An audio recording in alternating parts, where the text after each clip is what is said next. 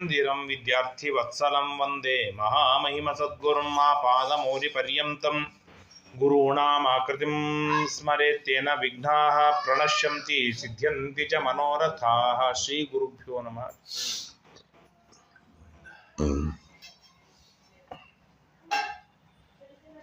ಶ್ರೀ ಗುರುಭ್ಯೋ ನಮೋ ನಮಃ. ಹರಿ ಓಂ. ಸ್ವಸ್ತ್ಯಸ್ತು. ಅಶೇಷ ಸನ್ಮಂಗಲಾನಿ ಭವಂತು. ನಾರಾಯಣಂ ನಮಸ್ಕೃತ್ಯ ನರಂಚೈವ ನರೋತ್ತಮಂ ದೇವೀಂ ಸರಸ್ವತೀಂ ವ್ಯಾಸಂ ತತೋ ಗ್ರಂಥಂ ಉದೀರಯೇ. ಮಹತ್ವಾತ್ ಭಾರವತ್ವಾಚ್ಚ ಮಹಾಭಾರತಮುಚ್ಯತೆ ನಿರುಕ್ತಮಸ್ಯ ಯೋ ವೇದ ಸರ್ವಪಾಪೈಃ ಪ್ರಮುಚ್ಯತೆ. ಕೃಷ್ಣದ್ವೈಪಾಯನಂ ವ್ಯಾಸಂ ವಿದ್ಧಿ ನಾರಾಯಣಂ ಪ್ರಭುಂ ಕೋಹ್ಯನ್ಯಃ ಪುಂಡರೀಕಾಕ್ಷಾನ್ ಮಹಾಭಾರತ ಕೃದ್ಭವೇತ್. ವೇದೇ ರಾಮಾಯಣೇ ಚೈವ ಪುರಾಣೇ ಭಾರತೆ ತಥಾ ಆದಾವಂತೆ ಚ ಮಧ್ಯೆ ಚ ವಿಷ್ಣುಃ ಸರ್ವತ್ರ ಗೀಯತೆ. ಪ್ರಕೃತಿಸ್ಥೋಪಿ ಪುರುಷಃ ನಾಜ್ಯತೆ ಪ್ರಾಕೃತೈರ್ಗುಣೈಃ ಅವಿಕಾರಾದ್ ಅಕರ್ತೃತ್ವಾನ್ ನಿರ್ಗುಣತ್ವಾತ್ ಜಲಾರ್ಕವತ್. ನಿನ್ನೆಯ ದಿನ ಕಪಿಲ ರೂಪಿಯಾದ ಭಗವಂತ ತಾಯಿಗೆ ಬಹಳ ಗಾಢವಾದ ಮೋಕ್ಷಕ್ಕೆ ಸಾಕ್ಷಾತ್ ಸಾಧನವಾದ ಪ್ರಮೇಯಗಳನ್ನೆಲ್ಲ ತಿಳಿಸಿಕೊಡ್ತಾ ಇದ್ದಾನೆ. ಭಗವಂತ ಜಗತ್ತನ್ನು ಸೃಷ್ಟಿ ಮಾಡಿದ ಯಾವ ದೇವನಿದ್ದಾನೆ ಅದೇ ದೇವನೇ ನಿನ್ನ ಅಂತರ್ಯಾಮಿಯಾಗಿದ್ದಾನೆ. ನೀನು ದೈನಂದಿನ ಕಾರ್ಯಗಳಲ್ಲಿ ಬಳಸುವ ಏನೆಲ್ಲ ಕಾರ್ಯಗಳಿವೆ, ಅದಕ್ಕೆ ಕಾರಣವಾದಂತಹ ಏನೆಲ್ಲ ತತ್ವಗಳಿವೆ, ಆ ತತ್ವಗಳನ್ನು ಸೃಷ್ಟಿ ಮಾಡಿದವನೇ ನಿನ್ನ ಅಂತರ್ಯಾಮಿಯಾದ ದೇವ.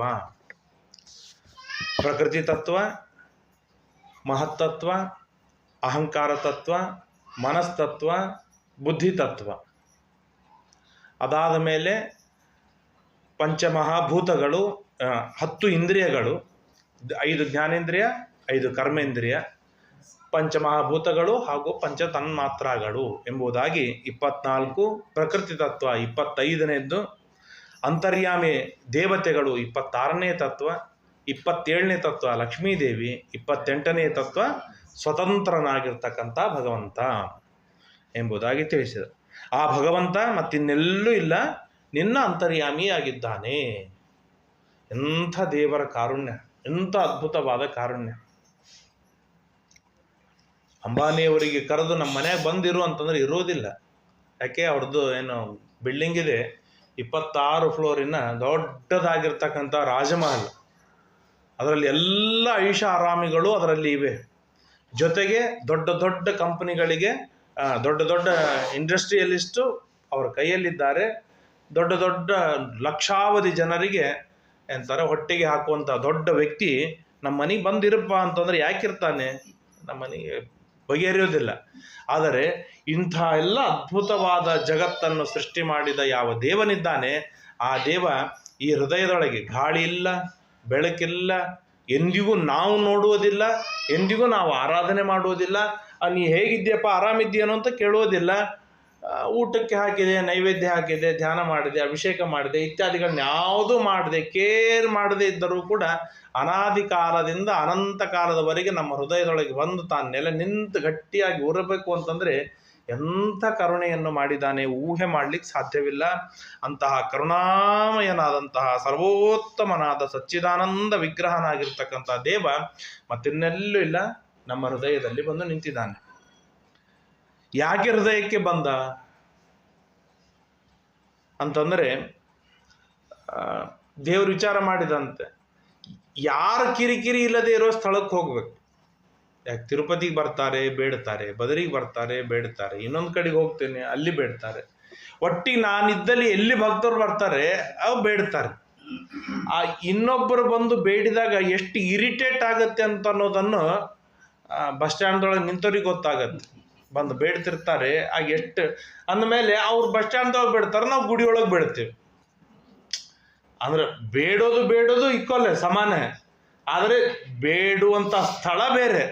ಅವ್ರು ರೋಡ್ ಮೇಲೆ ಬೇಡ್ತಾರೆ, ಬಸ್ ಸ್ಟ್ಯಾಂಡ್ದೊಳಗೆ ಬೇಡ್ತಾರೆ. ನಾವು ಸ್ವಲ್ಪ ಹೈಫೈ ಅಂತಾರೆ ಭಿಕ್ಷಕರು ಹೋಗಿ ದೊಡ್ಡ ದೇವಸ್ಥಾನದೊಳಗೆ ಬೇಡೋದಕ್ಕಾಗಿ 16,000 ಖರ್ಚು ಮಾಡಿ ಹೋಗಿ ಬೇಡ್ತೇವೆ. ಅಂದ್ರೆ ಮನೆಗೆ ನಿಂತು ಬೇಡಿದ್ರೆ ಮಾನ ಸಾಲುವುದಿಲ್ಲ, ತಿರುಪತಿಗೆ ಹೋಗಿ ಬೇಡಬೇಕು ಅಷ್ಟು ಖರ್ಚು ಮಾಡಿ.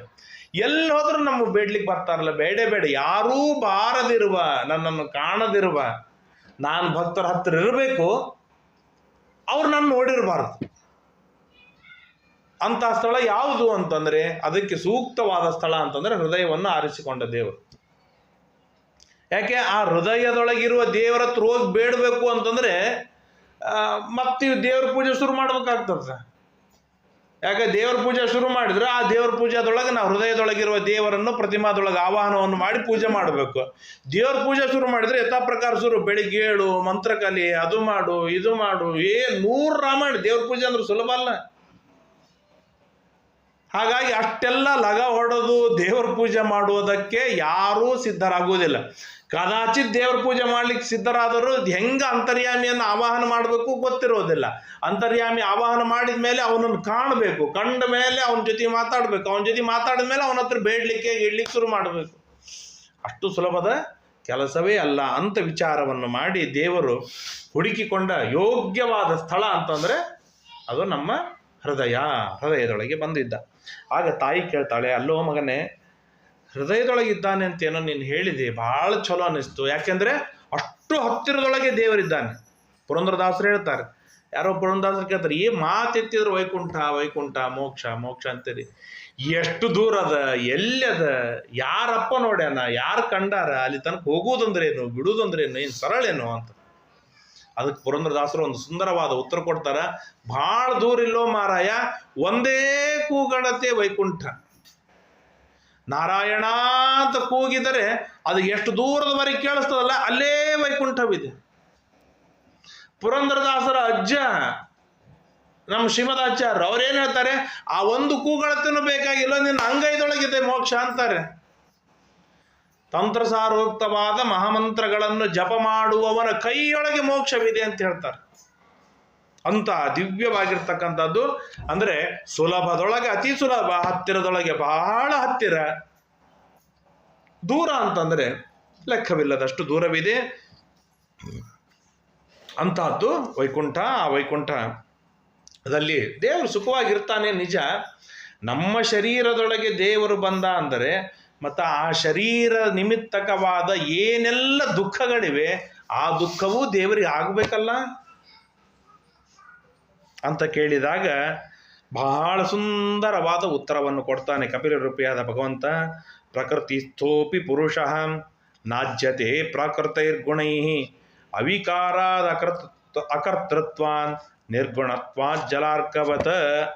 ಶರೀರದೊಳಗೆ ದೇವರಿದ್ದರೂ ಕೂಡ ಆ ಶರೀರ ನಿಮಿತ್ತಕವಾದಂತಹ ಯಾವ ದುಃಖವೂ ದೇವರಿಗೆ ಆಗುವುದಿಲ್ಲ.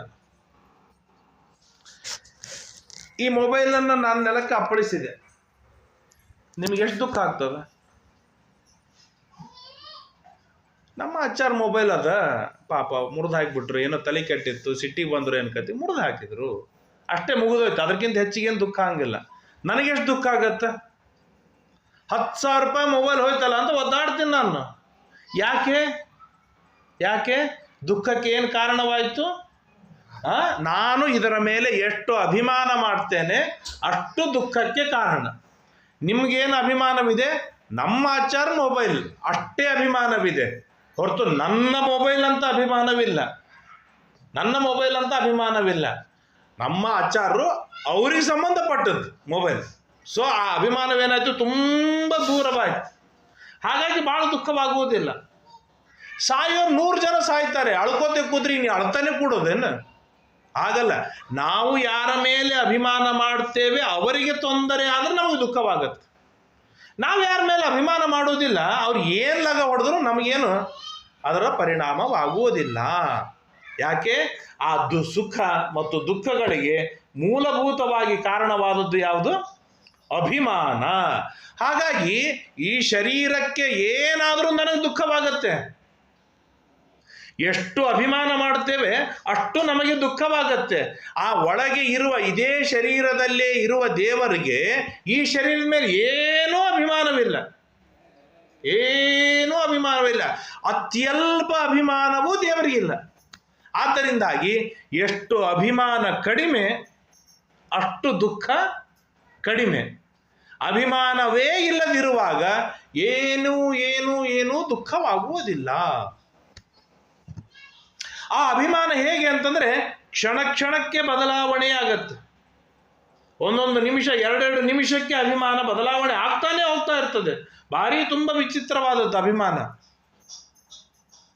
ಇದನ್ನು ನಾನು ಈಗ ಖರೀದಿ ಮಾಡಿದೆ, ಮುಂದಿನ ಕ್ಷಣಕ್ಕೆ ನಾನು ನೀವು ಮಾರಾಟ ಮಾಡಿದೆ, ನೀವು ಅದನ್ನು ಏನು ಹಾಳು ಮಾಡಿದ್ರು ನನಗೇನು ದುಃಖವಾಗೋದಿಲ್ಲ ಅಂತ.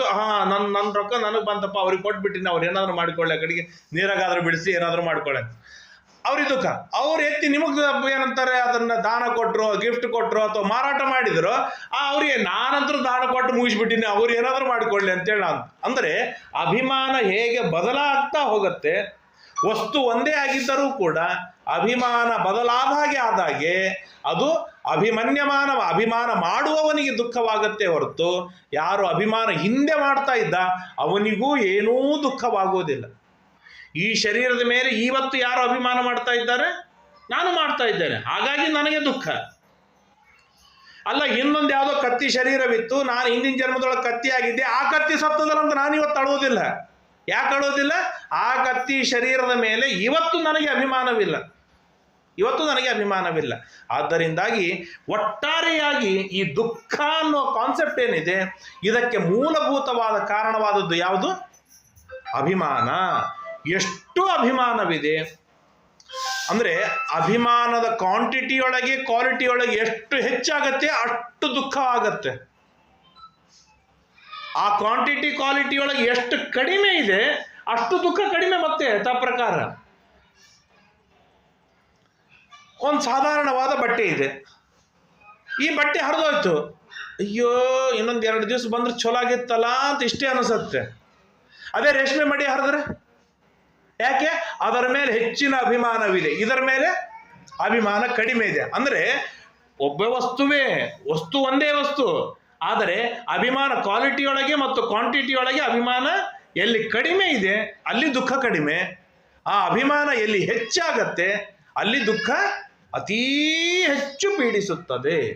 ದೇವರಿಗೆ ಈ ಯಾವ ಶರೀರಗಳ ಮೇಲೂ ಕೂಡ ಕಿಂಚಿತ್ತೂ ಅಭಿಮಾನ ಇಲ್ಲದೆ ಇರೋಣದ್ರಿಂದಾಗಿ ಆ ಶರೀರ ಹುಟ್ಟಿದ್ರೂ ಸುಖವಾಗುವುದಿಲ್ಲ, ಆ ಶರೀರ ಕಳಚಿ ಬಿದ್ದರೂ ದುಃಖವಾಗುವುದಿಲ್ಲ, ಹಾಗೆ ಅಲ್ಲಿ ಭರ್ಚಿ ಚುಚ್ಚಿದರೂ ಕೂಡ ದೇವರಿಗೇನೂ ತ್ರಾಸವಾಗುವುದಿಲ್ಲ. ಯಾಕೆ ಅಂತಂದರೆ ಆ ಶರೀರದ ಮೇಲೆ ಅತ್ಯಲ್ಪ ಅಭಿಮಾನವೂ ಇಲ್ಲ. ಆದ್ದರಿಂದಾಗಿಯೇನೆ ದೇವರಿಗೆ ಪ್ರಾಕೃತ ಗುಣವಿಲ್ಲ. ಅಂದ್ರೆ ಪ್ರಕೃತಿಯಿಂದ ವಿಕೃತವಾಗಿರ್ತಕ್ಕಂಥ ಸತ್ವರಜಸ್ ತಮೋ ಗುಣಗಳು ಇಲ್ಲ, ಪ್ರಾಕೃತ ಶರೀರವಿಲ್ಲ. ಆ ಪ್ರಕೃತಿ ನಿಮಿತ್ತಕವಾದ ಅಭಿಮಾನವೂ ದೇವರಲ್ಲಿ ಇಲ್ಲದೆ ಇರೋದರಿಂದಾಗಿ ನಮ್ಮ ಶರೀರದೊಳಗೆ ದೇವರು ಇದ್ದರೂ ಕೂಡ ಅವನಿಗೆ ಅತ್ಯಲ್ಪ ದುಃಖವಾಗುವುದಿಲ್ಲ. ಯಾಕೆ? ಅವನು ಸಚ್ಚಿದಾನಂದ ಮೂರ್ತಿಯಾಗಿದ್ದಾನೆ. ತಾಯಿ ಕೇಳ್ತಾಳೆ, ಅವನು ಸಚ್ಚಿದಾನಂದ ಮೂರ್ತಿಯಾದದ್ದಕ್ಕಾಗಿ ಅವನಿಗೆ ದುಃಖವಾಗುವುದಿಲ್ಲ ಅಂತ ನೀವು ಹೇಳೋದಾದರೆ ಜೀವನ ಏನಾಗಿದ್ದಾನೆ? ಏನು ಸಚ್ಚಿದಾನಂದ ಅಂದ್ರೇನು? ಸತ ಅಂದರೆ ನಿರ್ದುಷ್ಟ, ಚಿತ ಅಂದರೆ ಜ್ಞಾನ ಸ್ವರೂಪ, ಆನಂದ ಅಂದರೆ ಆನಂದ ಸ್ವರೂಪ, ನಿರ್ದುಷ್ಟ ಜ್ಞಾನ ಆನಂದ ಸ್ವರೂಪ ಪರಮಾತ್ಮ, ನಿರ್ದುಷ್ಟ ಜ್ಞಾನ ಆನಂದ ಸ್ವರೂಪ ಜೀವ. ಅಂದಮೇಲೆ ನಿರ್ದುಷ್ಟ ಜ್ಞಾನಾನಂದ ಸ್ವರೂಪನಾಗಿದ್ದಾನೆ ನಾರಾಯಣ, ಆದ್ದರಿಂದಾಗಿ ನಾರಾಯಣನಿಗೆ ದುಃಖವಾಗುವುದಿಲ್ಲ ಅಂತ ಹೇಳೋದಾದರೆ ಜೀವನ ಏನಾಗಿದ್ದಾನೆ? ಅವನು ಸಚ್ಚಿದಾನಂದ ಮೂರ್ತಿಯೇ. ಅಂದರೆ ಅವನಿಗೂ ದುಃಖವಾಗುವುದು ಬೇಡ ಅಂತಂದರೆ ಆ ಪ್ರಾಕೃತವಾದ ಗುಣಗಳು ಇರೋಣದ್ರಿಂದಾಗಿ ಮಹತ್ತತ್ವವಿದೆ, ಲಿಂಗದೇಹದೊಳಗೆ ಮಹತ್ತತ್ವವಿದೆ, ಅಹಂಕಾರ ತತ್ವವಿದೆ. ಆ ಅಹಂಕಾರ ತತ್ವ ಇರೋಣದ್ರಿಂದಾಗಿ ಎಲ್ಲದರೊಳಗೂ ಕೂಡ ಇದು ನಾನು, ನನ್ನದು ಎನ್ನುವ ಅಭಿಮಾನ ಹುಟ್ಟಿಕೊಳ್ತಾ ಹೋಗುತ್ತೆ. ಅಭಿಮಾನ ಹುಟ್ಟಿದ ಹಾಗೆ ಅವನಿಗೆ ದುಃಖ ಆಗ್ತಾ ಹೋಗುತ್ತದೆ. ತೇನ ಸಂಸಾರ ಪದವೀಂ, ಆ ಅಹಂಕಾರ ಇರೋದರಿಂದಾಗಿ ಅವನೊಂದು ದೊಡ್ಡ ಪದವಿಗೆ ಹೋಗಿದ್ದಾನೆ. ದೊಡ್ಡ ಪದವಿ. ಏನ ಆ ಪದವಿ ಹೆಸರು? ಸಂಸಾರ ಪದವಿ. ಆ ದೊಡ್ಡದಾಗಿರ್ತಕ್ಕಂಥ ರಾಜ್ಯದ ಮೇಲೆ, ಸಿಂಹಾಸನದ ಮೇಲೆ ಕುಳಿತುಕೊಂಡು ವೈಭವದಿಂದ ರಾಜ್ಯವನ್ನು ಆಡ್ತಾ ಇದ್ದಾನೆ. ಆದ್ದರಿಂದಾಗಿ ಅಮ್ಮ, ಯಾವ ಕಾರಣಕ್ಕೂ ಕೂಡ ನೀನು ನಿನ್ನ ಶರೀರ ಇಂದ್ರಿಯಗಳ ಮೇಲೆ ನೀನು ಎಷ್ಟು ಅಭಿಮಾನವನ್ನು ಮಾಡ್ತೀಯ ಅಷ್ಟು ನಿನಗೆ ದುಃಖ ಕಟ್ಟಿಟ್ಟ ಬುತ್ತಿ. ಅಭಿಮಾನವನ್ನು ನೀನು ಯಾವಾಗ ತ್ಯಾಗ ಮಾಡ್ತೀಯ ಹಾಗೆ ನನಗೆ ಅತ್ಯಲ್ಪ ದುಃಖವೂ ಕೂಡ ಆಗುವುದಿಲ್ಲ.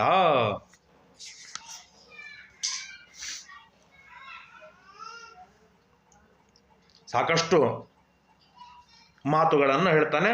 ಹಾಗಾದರೆ ಏನು ಮಾಡಬೇಕು ಅಂತಂದರೆ, ಆ ಅಭಿಮಾನವನ್ನು ತ್ಯಾಗವನ್ನು ಮಾಡ್ತಾ ನಮ್ಮ ಅಂತರ್ಯಾಮಿಯಾದ ದೇವರನ್ನು ನಾವು ಎದುರಿಗೆ ತಂದು ಸ್ವಬಿಂಬ ದ್ವಾರೇಣ ಆ ಅಂತರ್ಯಾಮಿಯಾದ ಭಗವಂತನ ದರ್ಶನವನ್ನು ಮಾಡಿಕೊಂಡರೆ ಆಗ ಅವನಿಗೆ ಮೋಕ್ಷವಾಗುತ್ತೆ. ಏವಂ ತ್ರಿವೃದ ಅಹಂಕಾರೋ ಭೂತೇಂದ್ರಿಯ ಮನೋಗುಣೈ ಸ್ವಾಭಾಸೈರ್ಲಕ್ಷಿತೋನೇನ ಸದಾಭಾಸೇನ ಸತ್ಯದೃಕ. ಈ ಶ್ಲೋಕಕ್ಕೆ ಶ್ರೀಮದ್ ಆಚಾರ್ಯರು ಬಹಳ ಸುಂದರವಾದ ವ್ಯಾಖ್ಯಾನವನ್ನು ಮಾಡ್ತಾರೆ. ಎಲ್ಲ ಜೀವರಾಶಿಗಳಿಗೆ ಶೇಷದೇವರು ಬಿಂಬರಾಗಿದ್ದಾರೆ. ಆ ಶೇಷದೇವರಿಗೆ ಬ್ರಹ್ಮದೇವರು ಬಿಂಬರಾಗಿದ್ದಾರೆ. ಆ ಬ್ರಹ್ಮದೇವರಿಗೆ ದೇವರು ಬಿಂಬನಾಗಿದ್ದಾನೆ. ಆದ್ದರಿಂದಾಗಿ ನಾವು ದರ್ಶನವನ್ನು ಮಾಡಿಕೊಳ್ತಾ ಇರುವಾಗ ನೇರವಾಗಿ ನಮ್ಮ ಅಂತರ್ಯಾಮಿಯಾದ ದೇವರ ದರ್ಶನವಾಗುವುದಿಲ್ಲ. ಮೊದಲಿಗೆ ಶೇಷದೇವರ ಬಿಂಬ ಬ್ರಹ್ಮದೇವರು, ಬ್ರಹ್ಮದೇವರ ಬಿಂಬ ದೇವರಾಗಿದ್ದಾನೆ. ಆಗಲೇನೆ ದೇವರ ದರ್ಶನವಾಗತ್ತೆ. ಸಾಕಷ್ಟು ಮಾತುಗಳನ್ನು ಹೇಳ್ತಾ ಇರುವಾಗ ಮತ್ತೆ ದೇವಭೂತಿ ಪ್ರಶ್ನೆಯನ್ನು ಮಾಡ್ತಾಳೆ. ಪುರುಷ ಪ್ರಕೃತಿಂ ಬ್ರಹ್ಮನ್ನ ವಿಮುಂಚತಿ ಕರ್ಹಿಚಿತ ಅನ್ಯೋನ್ಯಪಾಶ್ರಯತ್ವಾಚ ನಿತ್ಯತ್ವಾದನಯ ಪ್ರಭೋ. ಪುರುಷ ಹಾಗೂ ಪ್ರಕೃತಿ ಇಬ್ಬರೂ ಕೂಡ ಅನಾದಿ ಕಾಲದಿಂದ ಪ್ರಕೃತಿ ಇದೆ ನಮ್ಮಲ್ಲಿ. ಅನಾದಿ ಕಾಲದಿಂದ ದೇವರಿದ್ದಾನೆ, ಅನಾದಿ ಕಾಲದಿಂದ ಜೀವನಿದ್ದಾನೆ. ಇವರು ಯಾವಾಗಲೂ ಕೂಡಿರುವಾಗ ಒಬ್ಬನು ನಿತ್ಯಾನಂದ, ಇನ್ನೊಬ್ಬನು ದುಃಖ ಹೇಗೆ ಆಗತ್ತೆ ಅಂತಂದರೆ ಅದಕ್ಕೆ ಬಹಳ ಸುಂದರವಾಗಿ ನಮಗೆ ಉತ್ತರವನ್ನು ಕೊಡ್ತಾರೆ. ಏನು ಅಂತಂದರೆ, ಅನಾದಿ ಕಾಲದಿಂದ ದೇವರು, ಅನಾದಿ ಕಾಲದಿಂದ ಪ್ರಕೃತಿ, ಅನಾದಿ ಕಾಲದಿಂದ ಜೀವ, ಈ ಮೂರು ಜನರಿದ್ದರೂ ಕೂಡ ಮಧ್ಯದೊಳಗೆ ಒಂದು ದೊಡ್ಡದಾಗಿರ್ತಕ್ಕಂಥ ಎರಡು ಆವರಣಗಳಿವೆ. ಒಂದು ಆವರಣ ಜೀವಾಚ್ಛಾದಿಕ, ಮತ್ತೊಂದು ಆವರಣ ಪರಮಾಚ್ಛಾದಿಕ. ಏನು ಜೀವಾಚ್ಛಾದಿಕ ಅಂದರೆ, ನನ್ನ ಗುಣಗಳನ್ನು ನನಗೆ ತಿಳಿಸದ ಹಾಗೆ ಅದೊಂದು ಆವರಿಸಿಕೊಂಡು ಕೂತ್ಕೊಂಡಿದೆ. ನನ್ನ ಸ್ವರೂಪಭೂತವಾದ ಸಚ್ಚಿದಾನಂದಾದಿ ರೂಪವಾದ ಅನೇಕ ಗುಣಗಳು ನನ್ನಲ್ಲಿವೆ.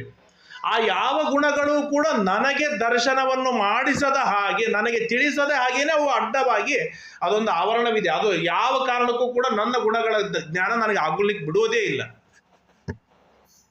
ಪರಮಾಚ್ಛಾದಿಕ, ಆ ಪರಮಾಚ್ಛಾದಿಕ ಏನು ಮಾಡುತ್ತೆ ಅಂತಂದರೆ, ದೇವರ ಗುಣಗಳನ್ನು ನನಗೆ ತಿಳಿಸದ ಹಾಗೆ ಮಾಡುತ್ತೆ.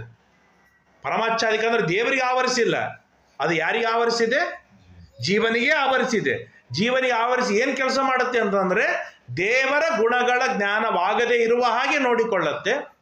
ಜೀವಾಚ್ಛಾದಿಕ ತನ್ನ ಗುಣಗಳು ತನಗೆ ಜ್ಞಾನವಾಗದೇ ಇರುವ ಹಾಗೆ ನೋಡಿಕೊಳ್ಳುತ್ತೆ. ಹಾಗಾಗಿ ಈ ಜೀವಾಚ್ಛಾದಿಕ ಪರಮಾಚ್ಛಾದಿಕ ಎರಡು ಇರೋಣದ್ರಿಂದಾಗಿ ಅತ್ಯಂತ ಹತ್ತಿರದಲ್ಲಿ ಇರುವ ದೇವರ ದರ್ಶನವೂ ಆಗುವುದಿಲ್ಲ. ಎಷ್ಟು ಶಕ್ತಿ ಇರಬೇಕು ನೋಡಿ ಅದಕ್ಕೆ. ಅಂದ್ರೆ ಒಂದು ದಿನವೂ ಮೈ ತಪ್ಪಿ ಅದು ಮಲಗುವುದಿಲ್ಲ. ಎಚ್ಚರ ತಪ್ಪಿ ಮಲಗಿದ್ರೆ ದೇವರ ದರ್ಶನ ಆಗಿಬಿಡುತ್ತೆ ಜೀವನಿಗೆ. ಎಂದಿಗೂ ಎಚ್ಚರ ತಪ್ಪದ ಹಾಗೆ, ದೇವರ ದರ್ಶನ ಮಾಡದಿರುವ ಹಾಗೆ ಅದು ಸುವ್ಯವಸ್ಥಿತವಾಗಿ ಗಟ್ಟಿಯಾಗಿರುತ್ತೆ. ಅದನ್ನು ನಾವು ಬಗೆಹರಿಸಬೇಕು, ಪಕ್ಕದೊಳಗೆ ಸರಿಸಬೇಕು. ಹೇಗೆ ಅಂತಂದರೆ, ಜೀವಾಚ್ಛಾದಿಕೆಯನ್ನು ಸಂಹಾರವನ್ನು ಮಾಡಬೇಕು, ಪರಮಾಚ್ಛಾದಿಕೆಯನ್ನು ದೇವರು ಕುಟ್ಟಿ ಅದನ್ನು ಪಕ್ಕದಲ್ಲಿ ಸರಿಸ್ತಾನೆ. ಆಗ ಏನಂತಾರೆ, ನನ್ನ ಜ್ಞಾನ ಭಗವಂತನ ಜ್ಞಾನವಾಗತ್ತೆ. ಹಾಗಾದರೆ ಅದು ಹೇಗಾಗತ್ತೆ ಅಂತಂದರೆ, ಅನಿಮಿತ್ತ ಪ್ರವೃತ್ತೇನ ಸ್ವಧರ್ಮೇಣ ಅಮಲಾತ್ಮನ ತೀವ್ರಯಾ ಮೈ ಭಕ್ತ್ಯಾಚ ಶ್ರುತಿ ಸಂಭೃತಯಾಚಿರಂ.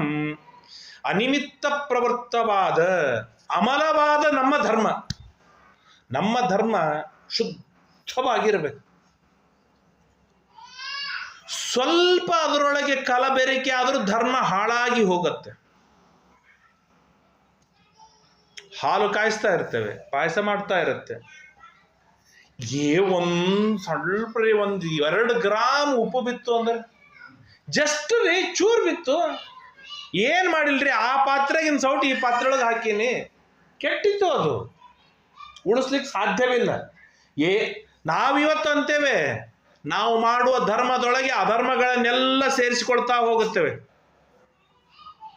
ಪ್ರತಿಯೊಂದರೊಳಗೂ ಅಧರ್ಮ ಸೇರಿಕೊಳ್ಳ. ಯಾಕಂದ್ರೆ ಅಡ್ಜಸ್ಟ್ಮೆಂಟ್ ಅಂದ್ರೆ ಎಲ್ಲಿ ಅಡ್ಜಸ್ಟ್ಮೆಂಟ್ ಬರುತ್ತೆ ಅಲ್ಲಿ ಕಲಬೆರಿಕೆ ಇದೆ ಅಂತ ಅರ್ಥ. 100% ನಿಶ್ಚಿತ. ಬಾವಿ ನೀರು ಸ್ನಾನ ಮಾಡಬೇಕು, ಈ ಬೋರ್ ನೀರು ಬಾವಿ ಇದ್ದಂಗೆ ಒಳಗಿನಿಂದ ಬರ್ತಾವ. ಎಷ್ಟು ಕಲಬೆರಿಕೆ ಇದೆ ಅದರೊಳಗೆ. ಕೆಳಗಿನಿಂದ ಮೇಲಿನ ತನಕ ಪ್ಲಾಸ್ಟಿಕ್ಕೆ.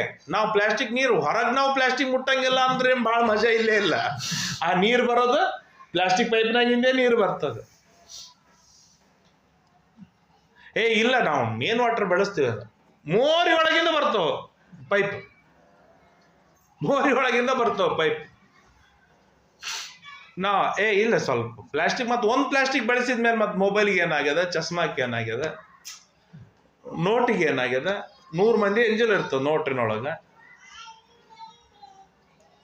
ಅಂದರೆ ಸ್ವಲ್ಪಕ್ಕೆ ನಾವು ಅಡ್ಜಸ್ಟ್ ಆಗಿವೆ ಅಂತಂದರೆ ಆ ಅಡ್ಜಸ್ಟ್ಮೆಂಟಿನೊಳಗೆ ಏನಿದೆ ಕಲಬೆರಕೆ ಸೇರಿಕೊಂಡಿತ್ತು ಅಂತ ಅರ್ಥ. ಅದು ಯಾವುದೇ ಇರಲಿ ಅಡ್ಜಸ್ಟ್ಮೆಂಟ್ ಅಂದಮೇಲೆ ಆ ಕಲಬೆರಕೆಯಿಂದ ಯುಕ್ತವಾದ ಧರ್ಮ, ಆ ಧರ್ಮ ಎಂದಿಗೂ ಕೂಡ ಪೂರ್ಣ ಮಟ್ಟದ ಫಲವನ್ನು ತಂದು ಕೊಡುವುದಿಲ್ಲ. ಆಗಿನ ಕಾಲದವ್ರಿಗೆ ಅದೇ ಕಾನ್ಫಿಡೆಂಟ್ ಇತ್ತು. ನಾನು ಧರ್ಮ ಮಾಡೀನಿ ಅಂದ ಮೇಲೆ ಅದು ಹಾಗೆ ಹುಟ್ಟಬೇಕು. ಭಾಗವತ ನವಮಸ್ಕಂದದಲ್ಲಿ ಕೇಳಿರಬೇಕು. ವಸಿಷ್ಠರು ಯಾಗವನ್ನು ಮಾಡಿಸ್ತಾರೆ, ಕೂಸು ಹೆಣ್ಣು ಹುಟ್ಟುತ್ತದೆ. ರಾಜ ಬಂದು ಕೇಳ್ತಾನೆ, ವಸಿಷ್ಠರು ಹೆಣ್ಣು ಹೆಂಗೆ ಹುಟ್ಟಿತ್ತು, ಹೆಂಗೆ ಹುಟ್ಟಿತ್ತು ಹೇಳ್ರಿ ಅಂದ. ಮಾಡುವ ಕಾರ್ಯ ಸರಿಯಾಗಿದೆ, ಮಾಡುವ ನಾನು ಶುದ್ಧ ಇದ್ದೀನಿ, ನಿಮ್ಮ ಮಂತ್ರ ಏನಾದರೂ ಎಡವಟ್ಟಾಗಿದೇನು ಹೇಳ್ರಿ, ಹೆಂಗೆ ಹೆಣ್ಣು ಹುಟ್ಟಿತ್ತು. ಅವರಂದ್ರು ಏನಿಲ್ಲ ಮಾರ, ಎಲ್ಲ ಸರಿಯಾಗಿದೆ, ನಿನ್ನ ಹೆಂಡತಿ ಹೆಣ್ಣು ಬೇಕು ಅಂತ ಹೇಳಿಲ್ಲ, ಹಂಗಾಗಿ ಹೆಣ್ಣು ಹುಟ್ಟ್ಯದ ಅಂತ ಹೇಳಿದ್ರು. ಯಾಕೆ ನಾವು ಹಾಗೆ ಅಭಿಮಂತ್ರ ಅಂದರೆ ಅಷ್ಟು ಕಾನ್ಫಿಡೆಂಟ್. ಅವನಂದ ಬೇಕಾಗಿಲ್ಲ, ನಾನು ದಕ್ಷಿಣ ಕೊಡೋದು ನಾನು ಹೇಳ್ತೀನಿ ಅಂದಮೇಲೆ ಗಂಡು ಆಗಬೇಕು. ಬೇರೆ ಗಂಡು ಹುಟ್ಟೋದಲ್ಲ, ಅದೇ ಗಂಡು ಆಗಬೇಕು. ಅವನೇ ಇಲಿ ಬಿಲಿ 6 ತಿಂಗಳ ಗಂಡು 6 ತಿಂಗಳ ಹೆಣ್ಣಾಗಿ ಮುಂದೆ ಅವನ ಜೀವನ ನಡೀತದೆ ಎಂಬುದಾಗಿ ಇತ್ಯಾದಿಯಾಗಿ ನಾವು ಕೇಳಿದ್ದೇವೆ. ಅಂದರೆ ನಾವು ಮಾಡುವ ಧರ್ಮ ಅಂದ್ರೆ ಅವನಿಗೆ ಅಷ್ಟು ಕಾನ್ಫಿಡೆಂಟು. ನಾನು ಯಾಗ ಮಾಡಿದ್ದೇನೆ, ನೀವು ಯಾಗ ಮಾಡಿಸಿದ್ದೀರಿ ಅಂದ ಮೇಲೆ ಅದರ ಫಲ ಏನಿದೆ 100ಕ್ಕೆ 100ರಷ್ಟು ಸಿಗಬೇಕು. 100ಕ್ಕೆ 100ರಷ್ಟು ಫಲ ಸಿಗಬೇಕು ಅಂತಂದ್ರೆ ಕಾರ್ಯ ಅದರೊಳಗೆ ಅಡ್ಜಸ್ಟ್ಮೆಂಟ್, ಕಲಬೆರಕೆ ಅನ್ನೋದೇ ಇರಬಾರದು. ಆದ್ದರಿಂದಾಗಿ ಧರ್ಮ ಹೇಗಿರಬೇಕು ಅಂತಂದ್ರೆ ಕಪಿಲ್ ರೂಪಿಯಾದ ಭಗವಂತ ಹೇಳ್ತಾನೆ, ಅಮಲಾತ್ಮನ ಸ್ವಧರ್ಮೇಣ, ಮನಸ್ಸು ಪರಿಶುದ್ಧವಾಗಿ ಇಟ್ಟುಕೊಂಡು ತನ್ನ ಧರ್ಮವನ್ನು ತಾನು ಪರಿಪಾಲನೆಯನ್ನು ಮಾಡಬೇಕು. ಆ ಧರ್ಮವನ್ನು ಮಾಡ್ತಾ ಇರುವಾಗ ಆ ಪ್ರವೃತ್ತಿ ಹೇಗಿರಬೇಕು ಅಂದ್ರೆ ಅನಿಮಿತ್ತ ಪ್ರವೃತ್ತಿ. ಅನಿಮಿತ್ತವಾದ ಭಕ್ತಿ ಹೇಗೆ ಕೇಳಿದೆವೋ ಹಾಗೆ ಅನಿಮಿತ್ತವಾದ ಪ್ರವೃತ್ತಿ, ಯಾವ ನಿಮಿತ್ತವೂ ಇರಬಾರದು. ಕೇವಲ ವಿಷ್ಣು ಪ್ರೀತಿ, ಕೇವಲ ವಿಷ್ಣು ಪ್ರೀತಿ. ಅಷ್ಟೇ ಅಲ್ಲದೇನೆ ತೀವ್ರಯ ಮೈ ಭಕ್ತ್ಯ, ಹೇಗೆ ಶ್ರುತಿ ಸಮೃದ್ಧಯ, ನಾನಾ ವಿಧವಾದ ಶಾಸ್ತ್ರಗಳನ್ನು ಕೇಳೋದರಿಂದ, ನಾನಾ ವಿಧವಾದ ಗ್ರಂಥಗಳ ಅಧ್ಯಯನವನ್ನು ಮಾಡಿರೋದ್ರಿಂದ ಏನು ಭಕ್ತಿ ಬಂದಿದೆಯಲ್ಲ, ಆ ಭಕ್ತಿ ಅತ್ಯಂತ ತೀವ್ರತರವಾಗಿರಬೇಕು. ಹಾಗೆ ಮಾಡಿದಾಗ ನಿನ್ನ ಭಕ್ತಿ ಏನಿದೆ, ಆ ಏನು ಜೀವಾಚ್ಛಾದಿಕ ಪರಮಾಚ್ಛಾದಿಕಗಳಿವೆ ಅದಕ್ಕೆ ಕುಟ್ಟತ್ತೆ ಹಿಡಿದು ಆ ಗಾಡಿಯನ್ನು ಸಡಲು ಮಾಡ್ತದೆ. ಯಾವಾಗ ಸಡಲಾಗತ್ತೆ, ಸ್ವಲ್ಪ ಸ್ವಲ್ಪ ಸಡಲಾಗತ್ತೆ, ಜಕ್ಕಂತ 1 ಸೆಕೆಂಡ್ ಅಪರೋಕ್ಷ ಜ್ಞಾನವಾಗಿ ಹೋಗುತ್ತೆ, ಮತ್ತೆ ಗಟ್ಟಿ ಆಗತ್ತೆ, ಮತ್ತೆ ಅದನ್ನು ಸಡಲ ಮಾಡಬೇಕು. ಹೀಗೆ ಅಲ್ಲಲ್ಲಿ ಭಕ್ತಿಯಿಂದ ಏಟು ಕೊಟ್ಟು ಸಡಲ ಮಾಡಿ ಆ ಗಾಡಿಯನ್ನು ಕೊನೆಗೆ ಸರಿಸಿ ಹಾಕಬೇಕು. ಅಷ್ಟರ ಮಟ್ಟಿಗೆ ಸಾಧನೆ ಆಗಬೇಕು. ದೃಷ್ಟತತ್ವೇನ ಜ್ಞಾನೇನ ವೈರಾಗ್ಯೇಣ ಬಲೀಯಸ ತಪೋಯುಕ್ತೇನ ಯೋಗೇನ ತೀವ್ರೇಣ ಆತ್ಮಸಮಾಧಿನ. ದೃಷ್ಟತತ್ವೇನ, ನಾನು ತಿಳಿದ ತತ್ವಜ್ಞಾನದಿಂದ. ಆ ತತ್ವಜ್ಞಾನ ಹೇಗೆ ಬಲಿಷ್ಠವಾಗತ್ತೆ ಅಂದರೆ ಭಾರಿಯಾದ ವೈರಾಗ್ಯ ಬರಬೇಕು. ಇವು ಒಂದಕ್ಕೊಂದು. ನಾನು ಮೊನ್ನೆ ಒಂದು ದೃಷ್ಟಾಂತವನ್ನು ಕೊಡ್ತಾ ಇದ್ದೆ, ನಿನ್ನೆ ಹೇಳಿದೆ ಕಾಣಿಸ್ತದೆ, ನಿನ್ನೆ ಬಿಸಿಬೇಳೆ ಭಾತ್ ಆಗಬೇಕು, ಹುಳಿ ಆಗಬೇಕು ಅಂತಂದ್ರೆ ಹುಳಿಯೊಳಗೆ ಏನೇನು ಐಟಮ್ ಇರಬೇಕು ಎಲ್ಲ ಐಟಮ್ ಇದ್ದರೆ ರುಚಿಯಾದ ಘಮವಾದ ವಾಸನೆ ಬರೋ ಹುಳಿ ಆಗತ್ತೆ. ಅದರೊಳಗೆ ಸ್ವಲ್ಪ ಹೆಚ್ಚು ಕಡಿಮೆ ಆದರೂ ಹುಳಿ ಕೆಟ್ಟು ಹೋಗಿಬಿಡುತ್ತೆ. ಬ್ಯಾಳಿ ಹೆಚ್ಚಾದರೂ ಅದು ಹುಳಿ ಅನಿಸ್ಕೊಳ್ಳೋದಿಲ್ಲ, ಮುದ್ದೆ ಪಲ್ಯ ಆಗಿ ಹೋಗುತ್ತೆ. ನೀರು ಹೆಚ್ಚಾದ್ರೆ ಅದು ಸಾರು ಅನ್ಬೇಕು ಹುಳಿ ಅನ್ಬೇಕು ಗೊತ್ತಾಗುವುದಿಲ್ಲ. ಮ್ಯಾಲೆ ಹೋಳು, ತೆಳಗೆ ನೀರು, ಹಂಗೆಲ್ಲ ತೆಳಗೆ ಬ್ಯಾಳಿ ಹಂಗೆಲ್ಲ ನಿಂತರೂ ಉಪಯೋಗವಿಲ್ಲ. ಎಷ್ಟು ಕಾಯಬೇಕು, ಎಷ್ಟು ಕುದಿಸ್ಬೇಕು, ಅದ್ರಾಗ ಎಷ್ಟು ಮಸಾಲೆ ಬೇಕು, ಎಷ್ಟು ಉಪ್ಪು ಬೇಕು, ಎಷ್ಟು ನೀರು ಬೇಕು, ಎಲ್ಲ ಸರಿಯಾಗಿದ್ದಾಗ ಅದೊಂದು ಐಟಮ್ ಭಾರಿ ಸುಂದರವಾಗಿ ಚೆಂದಾಗಿ ರುಚಿ ರುಚಿಯಾದ ಐಟಮ್ ತಯಾರಾಗುತ್ತೆ. ಹಾಗೆ ಈ ಸಾಧನೆಗೆ ಒಂದು 100 ಇವೆ. ಪ್ಲಾಟ್ಫಾರ್ಮ್ ಎಷ್ಟು ಚೆಂದಾಗಿ ತಯಾರು ಮಾಡ್ತಾರೆ. ದೃಷ್ಟತತ್ವೇನ ಜ್ಞಾನೇನ ವೈರಾಗ್ಯೇಣ ಬಲೀಯಸ, ಬಲಾಢ್ಯವಾದ ವೈರಾಗ್ಯದ ಸಹಕಾರ ಬೇಕು. ನನಗೆ ಭಾರಿ ಜ್ಞಾನವಿದೆ ರೀ, ನಮಗೆ ಜ್ಞಾನ ಕಡಿಮೆ ಇಲ್ಲ. ಎಷ್ಟು ಧರ್ಮಗಳನ್ನು ಮಾಡಬೇಕು ಅಂತ ನಮಗೆ ಜ್ಞಾನವಿದೆ.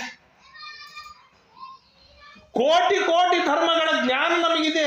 ಯಾಕೆಂದ್ರೆ ಹುಟ್ಟಿದಾಗಿನಿಂದ ಮಹಾಭಾರತ ಭಾಗವತ ಕೇಳ್ತಾನೆ ಬಂದಿದ್ದೇವೆ. ಆದರೆ ಆ ಯಾವ ಧರ್ಮಗಳು ನಮ್ಮಿಂದ ಆಗುವುದಿಲ್ಲ. ಯಾಕಾಗುವುದಿಲ್ಲ? ವೈರಾಗ್ಯ ಇಲ್ಲದೆ ಇರೋಣದರಿಂದಾಗಿ. ಏಕಾದಶಿ ಮಾಡಬೇಕು ಅನ್ನೋದು ನಮ್ಗೆ ಯಾರಿಗೆ ಗೊತ್ತಿಲ್ಲ. ಯಾಕೆ ಏಕಾದಶಿ ಮಾಡ್ಲಿಕ್ಕೆ ಆಗುವುದಿಲ್ಲ? ಉಪವಾಸವಿರುವುದಕ್ಕೆ ಬೇಕಾದ ವೈರಾಗ್ಯ ಇಲ್ಲ. ಬಾಯಿ ಚಪಲ ಭಾಳ 3 ತಾಸು ಆಯ್ತು ಅಂತ ತಡ್ಕೊಳಿಕ್ ಆಗಿಲ್ಲ. ಏನಾದ್ರೂ ಬೇಕು ಅಂತ ಅನಿಸುತ್ತೆ. ಎಷ್ಟು ತಡೆದ್ರೂ ಅದು ಕೊನೆಗೆ ಅದ್ರ ಫೋರ್ಸಿಗೆ ಸೋತು ಬಿಡ್ತಾನೆ ಮನುಷ್ಯ. ಆ ವೈರಾಗ್ಯವಿತ್ತು ಅಂತಾಗಿದ್ದರೆ ಅತ್ಯಂತ ಸುಲಭದೊಳಗೆ ಸಾಧಿಸಿ ತೆಗೆದು ಬಿಡ್ತಾನೆ. ಆದ್ದರಿಂದಾಗಿ ಬಲಾಢ್ಯವಾದ ವೈರಾಗ್ಯ ಜೊತೆಗೆ ಸಾಥು ಕೊಟ್ಟಾಗ ಸಾಧನೆ ಬಹಳ ಮುಂದೋಗುತ್ತೆ. ಆ ವೈರಾಗ್ಯವನ್ನು ಇನ್ನೂ ದಷ್ಟಪುಷ್ಟ ಮಾಡಬೇಕಲ್ಲ. ಅದಕ್ಕೇನು ಬೇಕು ಅಂದರೆ ತಪೋಯುಕ್ತೇನ, ತಪಸ್ಸು ಮಾಡೋದು. ಅಂದರೆ ವೈರಾಗ್ಯ ಬಿದ್ದವನಿಗೆ ತಪಸ್ಸು. ವೈರಾಗ್ಯ ಯಾರಿಗೆ ಬರುತ್ತೆ? ನಿರ್ಮಲವಾದ ಧರ್ಮವನ್ನು ಮಾಡುವವನಿಗೆ ವೈರಾಗ್ಯ ಬರ್ತದೆ.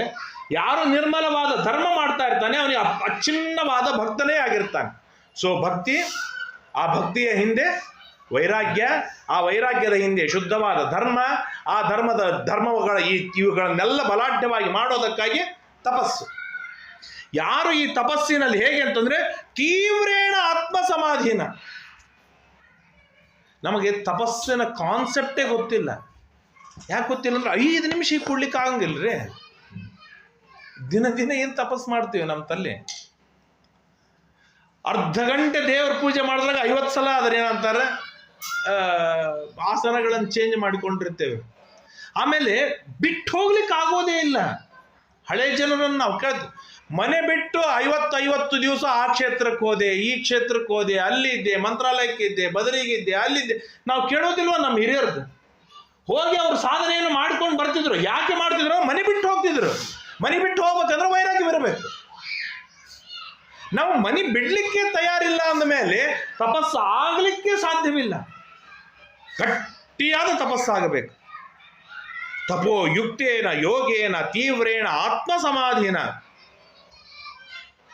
ಇಷ್ಟು ಆಗಿ ಅವನು ಏಕಾಗ್ರ ಚಿತ್ತದಿಂದ ದೇವರನ್ನು ಧ್ಯಾನವನ್ನು ಮಾಡ್ತಾ ಇರುವ ವ್ಯಕ್ತಿ ಯಾರು ಅಂತಂದ್ರೆ ಮದ್ಭಕ್ತ ಪ್ರತಿಬುದ್ಧಾರ್ಥೋ ಮತ್ಪ್ರಸಾದೇನ ಭೂಯಸ ನಿಶ್ರೇಯಸಂ ಸ್ವಸಂಸ್ಥಾನಂ ಕೈವಲ್ಯಾಖ್ಯಂ ಮದಾಶ್ರಯಂ.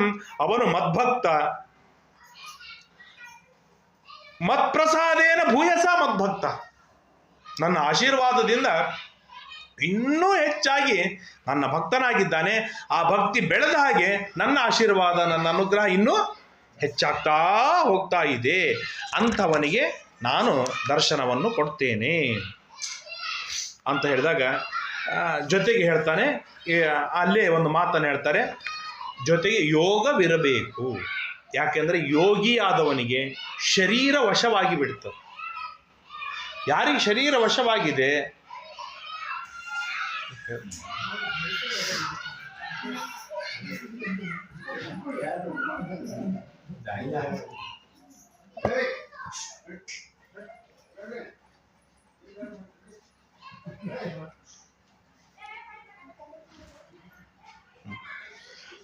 ಆಗ ಕಪಿಲ ದೇವಹೂತಿ ಬಹಳ ಲಕ್ಷ್ಯ ಕೊಟ್ಟು ಕೇಳ್ತಿರ್ತಾಳೆ. ಯಾಕೆಂದ್ರೆ ಅವಳಿಗೆ ಬೇಕಾಗಿದೆ.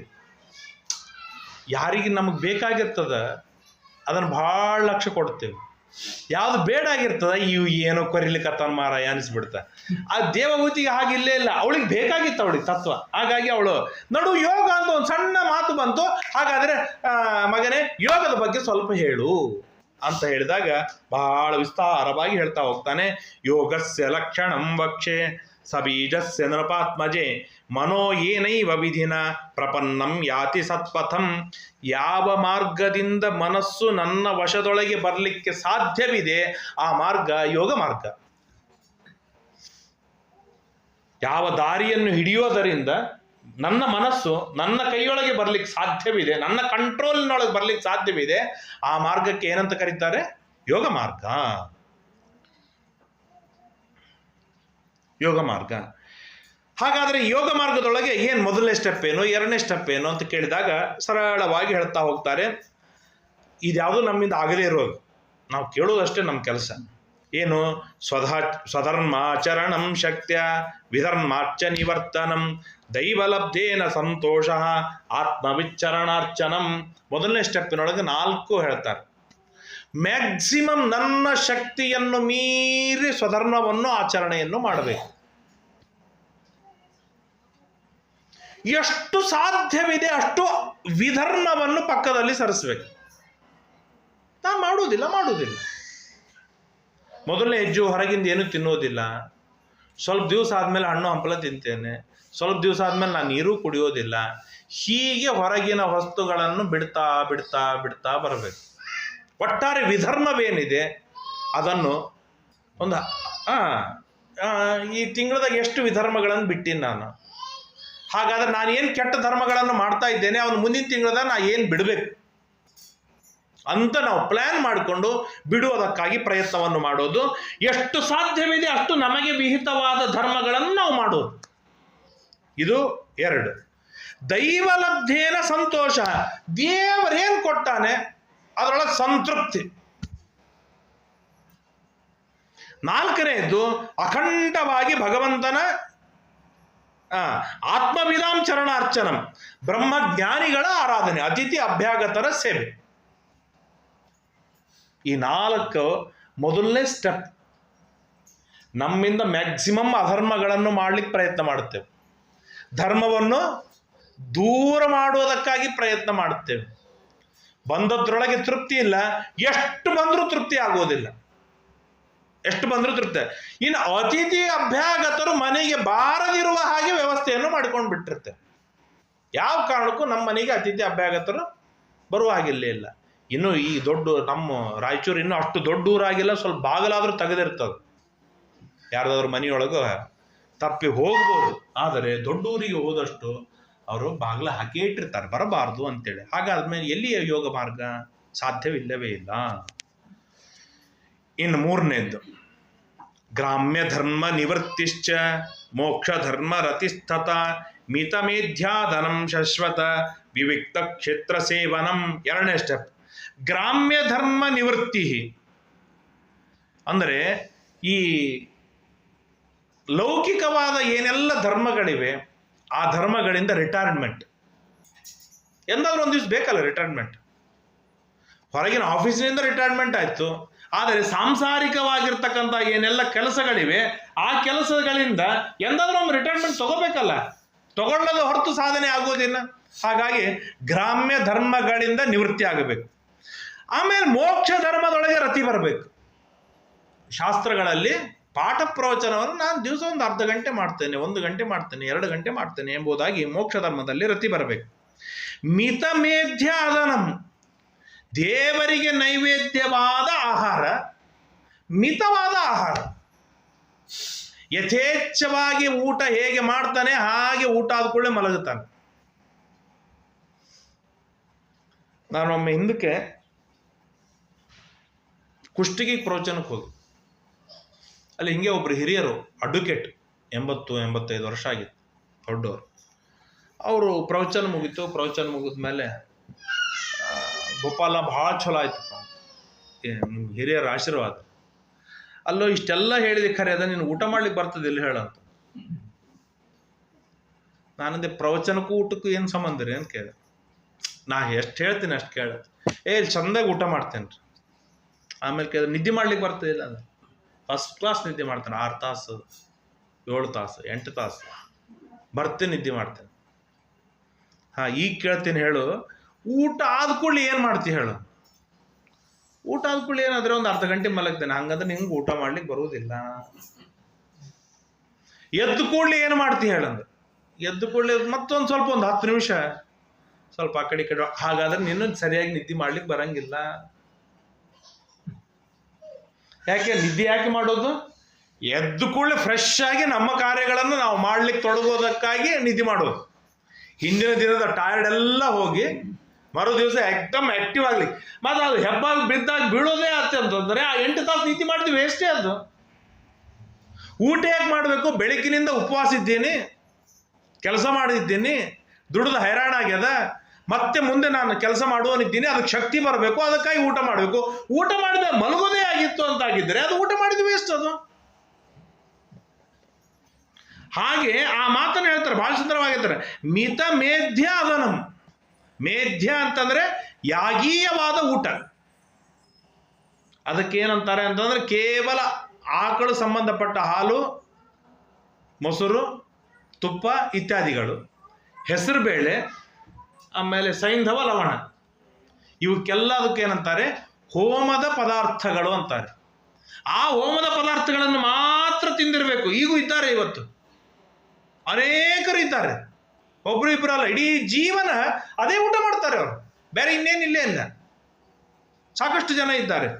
ಅದು ಮಿತವಾಗಿರ್ಬೇಕು. ಹಾಗೆ ಸಿಕ್ಕದಂತೇಳಂದು ಭರ್ತಿಯಾಗಿ ಊಟವಲ್ಲ. ಆಮೇಲೆ ವಿವಿಕ್ತ ಕ್ಷೇತ್ರ ಸೇವನಂ. ಏಕಾಂತ ಕ್ಷೇತ್ರಗಳಿಗೆ ಹೋಗ್ಬೇಕು. 4 ಜನರ ನಡುವೆ ಇದ್ವಿ ಅಂತಂದರೆ ಸಾಧನೆ ಆಗುವುದಿಲ್ಲ. ಸಾಧನೆ ಆಗಬೇಕು ಅಂತಂದರೆ ಏಕಾಂತ ಕ್ಷೇತ್ರಕ್ಕೆ ಹೋಗಬೇಕು. ಇದು 2ನೇ ಸ್ಟೆಪ್. ಏನು? ಒಂದು ಗ್ರಾಮ್ಯ ಧರ್ಮ ನಿವೃತ್ತಿ, ಮೋಕ್ಷ ಧರ್ಮದಲ್ಲಿ ರತಿ, ಆಮೇಲೆ ಸ್ವಲ್ಪ ಅದು ದೇವರ ನೈವೇದ್ಯದ ಊಟ ಇರಲಿ. ನಾವೀಗ ಹೋಮದ ಊಟ ಬೇಡ, ಆದರೆ ಊಟ ಮಾಡುವುದಾದರೆ ಅದು ದೇವರಿಗೆ ನೈವೇದ್ಯವಾದದ್ದೇ ಊಟವಾಗಬೇಕು. ಅದಂತಾದರೂ ಗಟ್ಟಿಯಾಗಿ ಇಟ್ಟುಕೊಳ್ಬೇಕು. 4ನೇದ್ದು ವಿವಿಕ್ತ ಕ್ಷೇತ್ರ ಸೇವನ. ವರ್ಷಕ್ಕೆ ಒಮ್ಮಾದರೂ ಒಂದು 10 ದಿವಸ ಏಕಾಂತದೊಳಗೆ ಹೋಗಬಾರ್ದು. ಯಾವುದಾದ್ರೂ ಒಂದು ಕ್ಷೇತ್ರಕ್ಕೆ ಹೋಗೋದು. ನಮಗೆ ಇಷ್ಟು ದಿನ ಸಾಧನೆ ಮಾಡಿದ ಜಪನೋ, ಜ್ಞಾನನೋ, ಪಾರಾಯಣನೋ, ತಪಸ್ಸು, ಪಾಠ ಪ್ರವಚನ ಏನಾದರೂ ಮಾಡ್ತಾ 10 ದಿನ ಇದ್ದು ಬರಬೇಕು. 10 ದಿನ ಇದ್ದು ಬರಬೇಕು. ಅದಾದ್ಮೇಲೆ 3ನೇದ್ದು ಅಹಿಂಸಾ, ಸತ್ಯಮಸ್ತೇಯಂ, ಯಾವದರ್ಥ ಪರಿಗ್ರಹ, ಬ್ರಹ್ಮಚರ್ಯಂ, ತಪಶೌಚಂ, ಸ್ವಾಧ್ಯಾಯ ಪುರುಷಾರ್ಚನಂ. ಅಹಿಂಸಾ ಕಾಯಿಕವಾದ, ವಾಚನಿಕವಾದ, ಮಾನಸಿಕವಾದ ಎಲ್ಲ ಹಿಂಸೆಗಳನ್ನು ಬಿಟ್ಟು ಹಾಕಬೇಕು. ಎಲ್ಲ ಬಿಟ್ಟು ಹಾಕಬೇಕು. ನಾನು ಇನ್ನೊಬ್ರಿಗೆ ಕೈ ಹಿಂಗೆ ಹೊಡೆಯೋದು ಬೇಡ, ಆದರೆ ಮನಸ್ಸಿನಿಂದಲೂ ಇನ್ನೊಬ್ಬರಿಗೆ ಕೆಡಕನ್ನು ಬಯಸಬಾರ್ದು. ಸತ್ಯಂ, ಸತ್ಯ ಮಾತನಾಡೋದು. ಸತ್ಯ ಅಂದ್ರೇನು? ಸದ್ಹಿತ ಕಥನಂ. ಸಜ್ಜನರಿಗೆ ಯಾವುದು ಹಿತವೋ ಅದು ಸತ್ಯ. ಅಸ್ತೇಯಂ, ಕಳ್ಳತನವನ್ನು ಮಾಡುವ ಹಾಗಿಲ್ಲ ಯಾವ ಕಾರಣಕ್ಕೂ. ಈ ಕಳ್ಳತನ 2 ಥರದ ಕಳ್ಳತನ ಭಾಗವತದ ಮೊದಲಿಗೆ ಬರ್ತದೆ. 2ನೇ ಶ್ಲೋಕ. ಧರ್ಮ ಪ್ರೋಜ್ಜಿತ ಕೈತವಾಹ. ಕಿತವ ಅಂತಂದ್ರೆ ಕಳ್ಳರು. ಪ್ರೋಜ್ಜಿತ ಕೈತವಾಹ, ಕಳ್ಳತನವನ್ನು ಬಿಟ್ಟಿರ್ಬೇಕು. ಏನು ಕಳ್ಳತನ ಅಂತಂದ್ರೆ, ಮನಿ ಯಾರ್ದು? ಅದು ನಿಮ್ಮ ಮನೆ. ಅದು ನಮ್ಮ ಮನೆ ಅಂದ್ರೆ ನಾ ಕಳ್ಳ. ನಾನು ನಿಮ್ಮ ವಸ್ತುವನ್ನು ನಾನು ನನ್ನದಾಗಿ ಮಾಡಿಕೊಂಡ್ರೆ ನಾನು ಕಳ್ಳ. ಅದು ಹಾಗಿದ್ದಾಗ ಎಲ್ಲ ಕ್ರಿಯೆಗಳನ್ನು ಯಾರು ಮಾಡಿದ್ದಾರೆ? ದೇವರು ಮಾಡಿದ್ದಾನೆ. ಆಮೇಲೆ ಈ ಪ್ರವಚನ ಯಾರು ಹೇಳಿದ್ರು? ನಾನು ಹೇಳಿದೆ. ಪ್ರವಚನ ಯಾರು ಕೇಳಿದ್ರು? ನಾನು ಕೇಳಿದೆ. ಅಂದಮೇಲೆ ನಾವು ಎಂತ ಕಳ್ಳರು? ಅಂದರೆ ಕಳ್ಳರು ಹೌದವನು ಮೊದಲನೇದು. ಸೊ ಈ ಕಳ್ಳತನವನ್ನು ಬಿಡಬೇಕು. ಅಂದರೆ ನಾವು ಹೊರಗಿಂದೇನು ಕದಿಲಿಕ್ಕೆ ಹೋಗೋದೇ ಇಲ್ಲ. ನಿಮ್ಮ ಮನೆಗಿನ ಮೊಬೈಲ್ ಕದ್ದೆ, ಬಂಗಾರ ಕದ್ದೆ, ಬೆಳ್ಳಿ ಕದ್ದೆ, ಇಂಥವ್ಯಾವ ಹುಚ್ಚುಚ್ಚು ಕೆಲಸ ನಾವು ಹುಟ್ಟಿದಾಗಿನಿಂದ ನಾವು ಯಾರು ಕಳ್ಳತನ ಮಾಡಿದವರೇ ಅಲ್ಲ. ಅಂದಮೇಲೆ ಹಾಗಾದ್ರೆ ನಾವೇನು ಮೋಕ್ಷ ಸಾಧಕರ ಅಂತಂದ್ರೆ ಪ್ರೋಜ್ಜಿತ ಕೈತವತ್ರ ಮೊದಲಿಗೆ ಹೇಳಿಬಿಟ್ಟಿದ್ದಾರೆ. ಯಾರು ಅಹಂಕಾರ ಮಮಕಾರಗಳನ್ನು ಎಷ್ಟು ಮಾಡ್ತಾರೆ ಆ ಮಟ್ಟದ ಕಳ್ಳರು. ಆ ಅಹಂಕಾರ ಮಮಕಾರಗಳನ್ನು ಎಷ್ಟು ಕಡಿಮೆ ಮಾಡ್ತಾನೆ, ಕಳ್ಳತನದೊಳಗೆ ಕಡಿಮೆ ಕಳ್ಳರು. ಕಳ್ಳರು ಇದ್ರೊಳಗೆ ವಿಚಾರ ಇಲ್ಲ. ಆ ಕಳ್ಳತನ ಪೂರ್ಣ ಹೋಯ್ತು ಅಂತಂದ್ರೆ ಮೋಕ್ಷನೇ. ಅಹಂಕಾರ ಮಮಕಾರಗಳು ಹೋಯ್ತು ಅಂತಂದ್ರೆ ಮೋಕ್ಷನೇ. ಅದರೊಳಗೆ 2 ಮಾತು ಇಲ್ಲ. ಆದರೆ ಅದು ಕಡಿಮೆ ಆಗ್ತಾ ಬರಬೇಕು. ಅಸ್ತೇಯಂ, ಆ ಕಳ್ಳತನವನ್ನು ಬಿಡಬೇಕು. ಯಾವದರ್ಥ ಪರಿಗ್ರಹ, ಎಷ್ಟು ತಿನ್ನುವುದರಿಂದ ನಾನು ಬದುಕಲಿಕ್ಕೆ ಸಾಧ್ಯವಿದೆ ಅಷ್ಟೇ ಸ್ವೀಕಾರ ಮಾಡು. ಹೆಚ್ಚಿಂದ ಯಾಕೆ ಬೇಕು? ಯಾಕೆ ಹೆಚ್ಚು? ಸರ್ವಥಾ ಬೇಡ. ಯಾವದರ್ಥ ಪರಿಗ್ರಹ. ಬ್ರಹ್ಮಚರ್ಯಂ, ವಿಶುದ್ಧವಾಗಿರ್ತಕ್ಕಂಥ ಬ್ರಹ್ಮಚರ್ಯ. ತಪಸ್ಸು, ನಿತ್ಯ ತಪಸ್ಸು. ಶೌಚಂ, ಮಡಿಮೈಲಿಗೆ, ಚೆನ್ನಾಗಿ ಮಡಿಮೈಲಿಗೆಯನ್ನು ಪರಿಪಾಲನೆಯನ್ನು ಮಾಡೋದು. ಇವತ್ತು ಆ ಮಡಿಮೈಲಿಗೆ ಅನ್ನೋದು ಸತ್ಯ ಹೋಗಿಬಿಟ್ಟದ. ಅದರೊಳಗೆ ಏನು ಬಲವೇ ಉಳಿದಿಲ್ಲ. ಸ್ವಾಧ್ಯಾಯ, ನಿರಂತರ ತನಗೆ ವಿಹಿತವಾದದ್ದನ್ನು ಅಧ್ಯಯನ ಮಾಡೋದು. ಪುರುಷಾರ್ಚನಂ, ದೇವರನ್ನು ಚೆನ್ನಾಗಿ ಆರಾಧನೆ ಮಾಡೋದು. ಇದು ನಾಲ್ಕನೆಯ ಸ್ಟೆಪ್. ಇನ್ನು 5ನೇದು ಮೌನಂ, ಸದಾಸನಂ, ಪದ್ಮಾಸನಾದಿ ರೂಪವಾಗಿ ಕೂಡುವುದು. ಅರ್ಧ ಗಂಟೆ, 2 ಗಂಟೆ, 3 ಗಂಟೆ ಕೂಡ್ಲಿಕ್ಕೆ ಪ್ರಾಕ್ಟೀಸ್ ಆಯಿತು ಅಂತಂದರೆ ಜಬರ್ದಸ್ತ್ ಆಗತ್ತೆ. ನಮ್ಮ ತಂದೆ ಕೊಡ್ತಿದ್ರು, 80 ವರ್ಷ ಇತ್ತು. ಪದ್ಮಾಸನದ ಮೇಲೆ 3 ತಾಸು 4 ತಾಸು ಕೊಡ್ತಿದ್ರು. ಚೆಂದಾಗಿ ಗಾಯತ್ರಿ ಜಪ ಮಾಡ್ಕೋತ ಕೂತ್ಬಿಡ್ತಿದ್ರು. ನಾವು ಬೈದು 12 ಆಯಿತು 1 ಆಯಿತು ಅಂತ ಎಬ್ಬಿಸಿದ ಮೇಲೆ ದೇವರ ನೈವೇದ್ಯ ಮಾಡಬೇಕು. ನಾವು ಹೇಳದ ಹೊರತು ಎಂದಿಗೂ ಅವ್ರಿಗೆ ತಾವಾಗಿ ಅಂತಾರೆ ಜಪ ಮುಗಿಸಿ ನೈವೇದ್ಯ ಮಾಡಿದ್ದೇ ಇಲ್ಲ. ಯಾಕೆ ಅಂತಂದ್ರೆ ಆಸನ ಜಯ ಪ್ರಧಾನವಾದ. ದೇವರೇನು ಮಾಡಿಬಿಟ್ಟಾರಂದ್ರೆ, ಈ ನನ್ನ ಮಕ್ಕಳ ಕಡೆಯಿಂದ ಸಾಧನೆ ಮಾಡಿಸಬಾರ್ದು ಅಂತೇಳಿ ಮೊಣಕಾಲು ನೋವು ಕೊಟ್ಟು ಆಸನ ಜಯನೇ ಆಗಿದೆ ಇರುವಾಗಿ ಮಾಡಿಬಿಟ್ಟಿದ್ರೆ ನಾನು ಏನು ಮಾಡ್ಲಿಕ್ಕೆ ಸಾಧ್ಯ ಇಲ್ಲ. ಸದಾಸನಂ, ಸ್ಥೈರ್ಯಂ, ಏನು ವೈಷ್ಣವ ಸಿದ್ಧಾಂತದೊಳಗೆ ಅತ್ಯಂತ ಅಚಲವಾಗಿರ್ತಕ್ಕಂಥ ಸ್ಥಿರತ. ಯಾರು ಏನು ಹೇಳಿದ್ರು ಆಚೆ ಈಚೆ ಅಳ್ಳಾಡುವ ಆಗಿಲ್ಲ. ಈ ಸ್ಥೈರ್ಯ, ಗಟ್ಟಿಯಾದಂಥ ಸ್ಥೈರ್ಯ. ಪ್ರಾಣಾನಾಂಚ ಜಯ, ಮೆಲ್ಲಕ ಒಂದೊಂದು ಇಂದ್ರಿಯಗಳನ್ನು ಗೆಲ್ತಾ ಬರಬೇಕು. 10 ಇಂದ್ರಿಯಗಳನ್ನು ಮೆಲ್ಲಕ ಒಂದೊಂದು ಸಂಪೂರ್ಣ ಗೆಲ್ಲೋದು ಬೇಡ. ಈ 6 ಗಂಟೆಯಿಂದ 6:05 ನಾನು ಏನೂ ಕೇಳಿಸ್ಕೊಳ್ಳೋದಿಲ್ಲ. 6:05 6:10 ನಾ ಏನೂ ನೋಡುವುದಿಲ್ಲ. ನಾ ಕಣ್ಣು ಮುಚ್ಚಿ ಕೊಡ್ತೇನೆ. ನಾನು ಬ್ರಹ್ಮಾಂಡ ಸ್ಫೋಟವಾಗಲಿ, ನಾನು ಕಣ್ಣು ತೆಗೆಯುವುದಿಲ್ಲ ಅಂದ್ರೆ ತೆಗೆಯುವುದಿಲ್ಲ. ಅಷ್ಟಾಗುವುದಿಲ್ಲ ನಮ್ಮಿಂದ. ಕಣ್ಣು ಮುಚ್ಚೋದಂದ್ರೆ ನಿದ್ದೆಯೊಳಗೆ ಕಣ್ಣು ಮುಚ್ಚಬೇಕೆ ಹೊರತು ಎಚ್ಚರಿದ್ದಾಗ ಕಣ್ಣು ಮುಚ್ಚಿ ಅದನ್ನು ಹಠದಿಂದ ನಾನು ಕಣ್ಣು ಮುಚ್ಚುತ್ತೇನೆ ಅಂತ ಅನ್ಲಿಕ್ಕೆ ಸಾಧ್ಯವಿಲ್ಲ. ಮೆಲ್ಲಕ ಇಂದ್ರಿಯಗಳ ಜಯವಾಗಬೇಕು. ಇಂದ್ರಿಯಾಣ ಪ್ರತ್ಯಾಹಾರ, ಇಂದ್ರಿಯಗಳನ್ನೆಲ್ಲ ಒಳಗೆ ಹಾಕಿಕೊಂಡು ಮನಸ್ಸಿನಿಂದ ಹೃದಯದೊಳಗೆ ದೇವರನ್ನು ಧ್ಯಾನವನ್ನು ಮಾಡಲಿಕ್ಕೆ ಪ್ರಾರಂಭವನ್ನು ಮಾಡಬೇಕು. ಇವು ಎಲ್ಲ ಮೊದಲನೇ ಸ್ಟೆಪ್ಪುಗಳು. ಶುಚೋ ದೇಶೇ ಪ್ರತಿಷ್ಠಾಪ್ಯ, ಇಷ್ಟಾದ ಮೇಲೆ ಶಾಂತವಾದ ಪ್ರದೇಶಕ್ಕೆ ಹೋಗಬೇಕು. ಅಂದರೆ ಇಂದ್ರಿಯ ಜಯವಿದೆ, ಶರೀರದ ಜಯವಿದೆ, ಹಸಿವೆ ನೀರಡಿಕೆಗಳನ್ನು ಗೆದ್ದಿದ್ದಾನೆ, ಮೌನ ಮಾಡಲಿಕ್ಕೆ ಪ್ರಾರಂಭ ಮಾಡಿದ್ದಾನೆ. ಹಿಂಗೆ ತಾಸು 2 ತಾಸು 4 ತಾಸು ಅವನಿಗೆ ಕೂಡಲಿಕ್ಕೆ ಅಂತಾರೆ ಸಿದ್ಧನಾಗಿದ್ದಾನೆ. ಮನೆ ಮೇಲೆ ಮಮಕಾರಗಳನ್ನು ಕಳೆದು ಹಾಕಿದ್ದಾನೆ, ಮನೆ ಬಿಟ್ಟು ಬಂದಿದ್ದಾನೆ, ಏಕಾಂತ ಕ್ಷೇತ್ರಕ್ಕೆ ಬಂದಿದ್ದಾನೆ. ಇಷ್ಟೆಲ್ಲ ಆದ ಮೇಲೆ ಅವನು ತಪಸ್ಸು ಮಾಡೋದಕ್ಕೆ ಯೋಗ್ಯನಾದ. ಆಗ ಶುಚಿಯೋ ದೇಶೇ, ಶುಚಿಯಾದ ದೇಶದಲ್ಲಿ ಕುಳಿತುಕೊಂಡು ಹೇಗೆ ಕುಳಿತುಕೊಳ್ಬೇಕು ಅಂತಂದ್ರೆ, ಏನು ಸುಮ್ಮನೆ ಎಲ್ಲಿ ಸಿಕ್ತು ಅಲ್ಲಿ ಕೊಡುವಾಗಿಲ್ಲ. ಚೈಲಾಜಿನ ಕುಶೋತ್ತರಂ, ಕೆಳಗೆ ಏನಂತಾರೆ ಒಂದು ಬಟ್ಟೆ, ಆ ಬಟ್ಟೆ ಮೇಲೆ ದರ್ಭ, ಆ ದರ್ಭದ ಮೇಲೆ ಕೃಷ್ಣಾಜನ, ಆ ಕೃಷ್ಣಾಜನ ಮೇಲೆ ಒಂದು ಮೆತ್ತನ ಬಟ್ಟೆ. ಅಂದರೆ ಇರಿಟೇಟ್ ಆಗಬಾರ್ದು. ಒಮ್ಮೆ ಕೂತು ಹಿಂಗೆ ನೇರವಾಗಿ ರುಜುವಾಗಿ ಕೂಡಬೇಕು. ಗಟ್ಟಿಯಾಗಿ ಕುಳಿತುಕೊಂಡು ಪ್ರಾಣಸ್ಯ ಶೋಧ ಏನ್ ಮಾರ್ಗಂ ಪೂರಕುಂಭಕರೇಚ ಕೈ, ಆಗ ಪ್ರಾಣಾಯಾಮವನ್ನು ಮಾಡಬೇಕು. ಪೂರಕ ತುಂಬಿಕೊಳ್ಳೋದು, ಕುಂಭಕ ಒಳಗೆ ಗಟ್ಟಿಯಾಗಿಡೋದು, ರೇಚಕ ಹೊರಗೆ ಬಿಡೋದು. ಹೀಗೆ ಏನಂತಾರೆ ಪ್ರಾಣಾಯಾಮವನ್ನು ಮಾಡಬೇಕು. ಏನು ಪ್ರಾಣಾಯಾಮ ಮಾಡೋದ್ರಿಂದ ಲಾಭ ಅಂತ ಕೇಳಿದಾಗ ಹೇಳ್ತಾರೆ, ಪ್ರಾಣಾಯಾಮೈರ್ದಹೇ ದೋಷಾನ್, ಪ್ರಾಣಾಯಾಮವನ್ನು ಮಾಡುವುದರಿಂದ ಮನಸ್ಸಿನ ರಾಗಾದಿ ಎಲ್ಲ ದೋಷಗಳು ಹೋಗುತ್ತೆ. ನಾವು ಪ್ರಾಣಾಯಾಮ ಅಂತ ಸುಮ್ಮನೆ ಹಿಂಗೆ ಮಾಡಿ ಹಂಗೆಲ್ಲ ಇಲ್ಲ. ಚೆಂದಾಗಿ ಕನಿಷ್ಠ 50 ಸೆಕೆಂಡು 60 ಸೆಕೆಂಡು 1 ನಿಮಿಷ 2 ನಿಮಿಷ ಚೆನ್ನಾಗಿ ಪ್ರಾಣಾಯಾಮವನ್ನು ಮಾಡು. ಮನಸ್ಸಿನ ಎಲ್ಲ ದೋಷಗಳು ಹೋಗುತ್ತೆ. ಪ್ರಾಣಾಯಾಮೈರ್ದಹೇ ದೋಷಾನ್ ಧಾರಣ ವಿಶ್ಚ ಕಿಲ್ಬಿಷಾನ್, ಅಲ್ಲೇನೆ ಮನಸ್ಸನ್ನು ಒಳಗೆ ಇಟ್ಟು ಧಾರಣ ಮಾಡೋದ್ರಿಂದ ಬ್ರಹ್ಮಹತ್ಯಾದಿ ಪಾಪಗಳು ಪರಿಹಾರವಾಗತ್ತೆ. ಪ್ರತ್ಯಾಹಾರೇಣ ಇಂದ್ರಿಯಗಳನ್ನೆಲ್ಲ ಪ್ರತ್ಯಾಹಾರವನ್ನು ಒಳಗೆ ಸೇರಿಸಿಕೊಳ್ಳುವುದರಿಂದ ಸಂಸರ್ಗಾನ್ ಅಲ್ಲಿ ಇಲ್ಲಿ ಮಾಡಿರ್ತಕ್ಕಂಥ ಸಂಸರ್ಗದಿಂದ ಬಂದಂಥ ಏನೆಲ್ಲ ಪಾಪಗಳಿವೆ ಆ ಪಾಪಗಳು ಪರಿಹಾರವಾಗತ್ತೆ.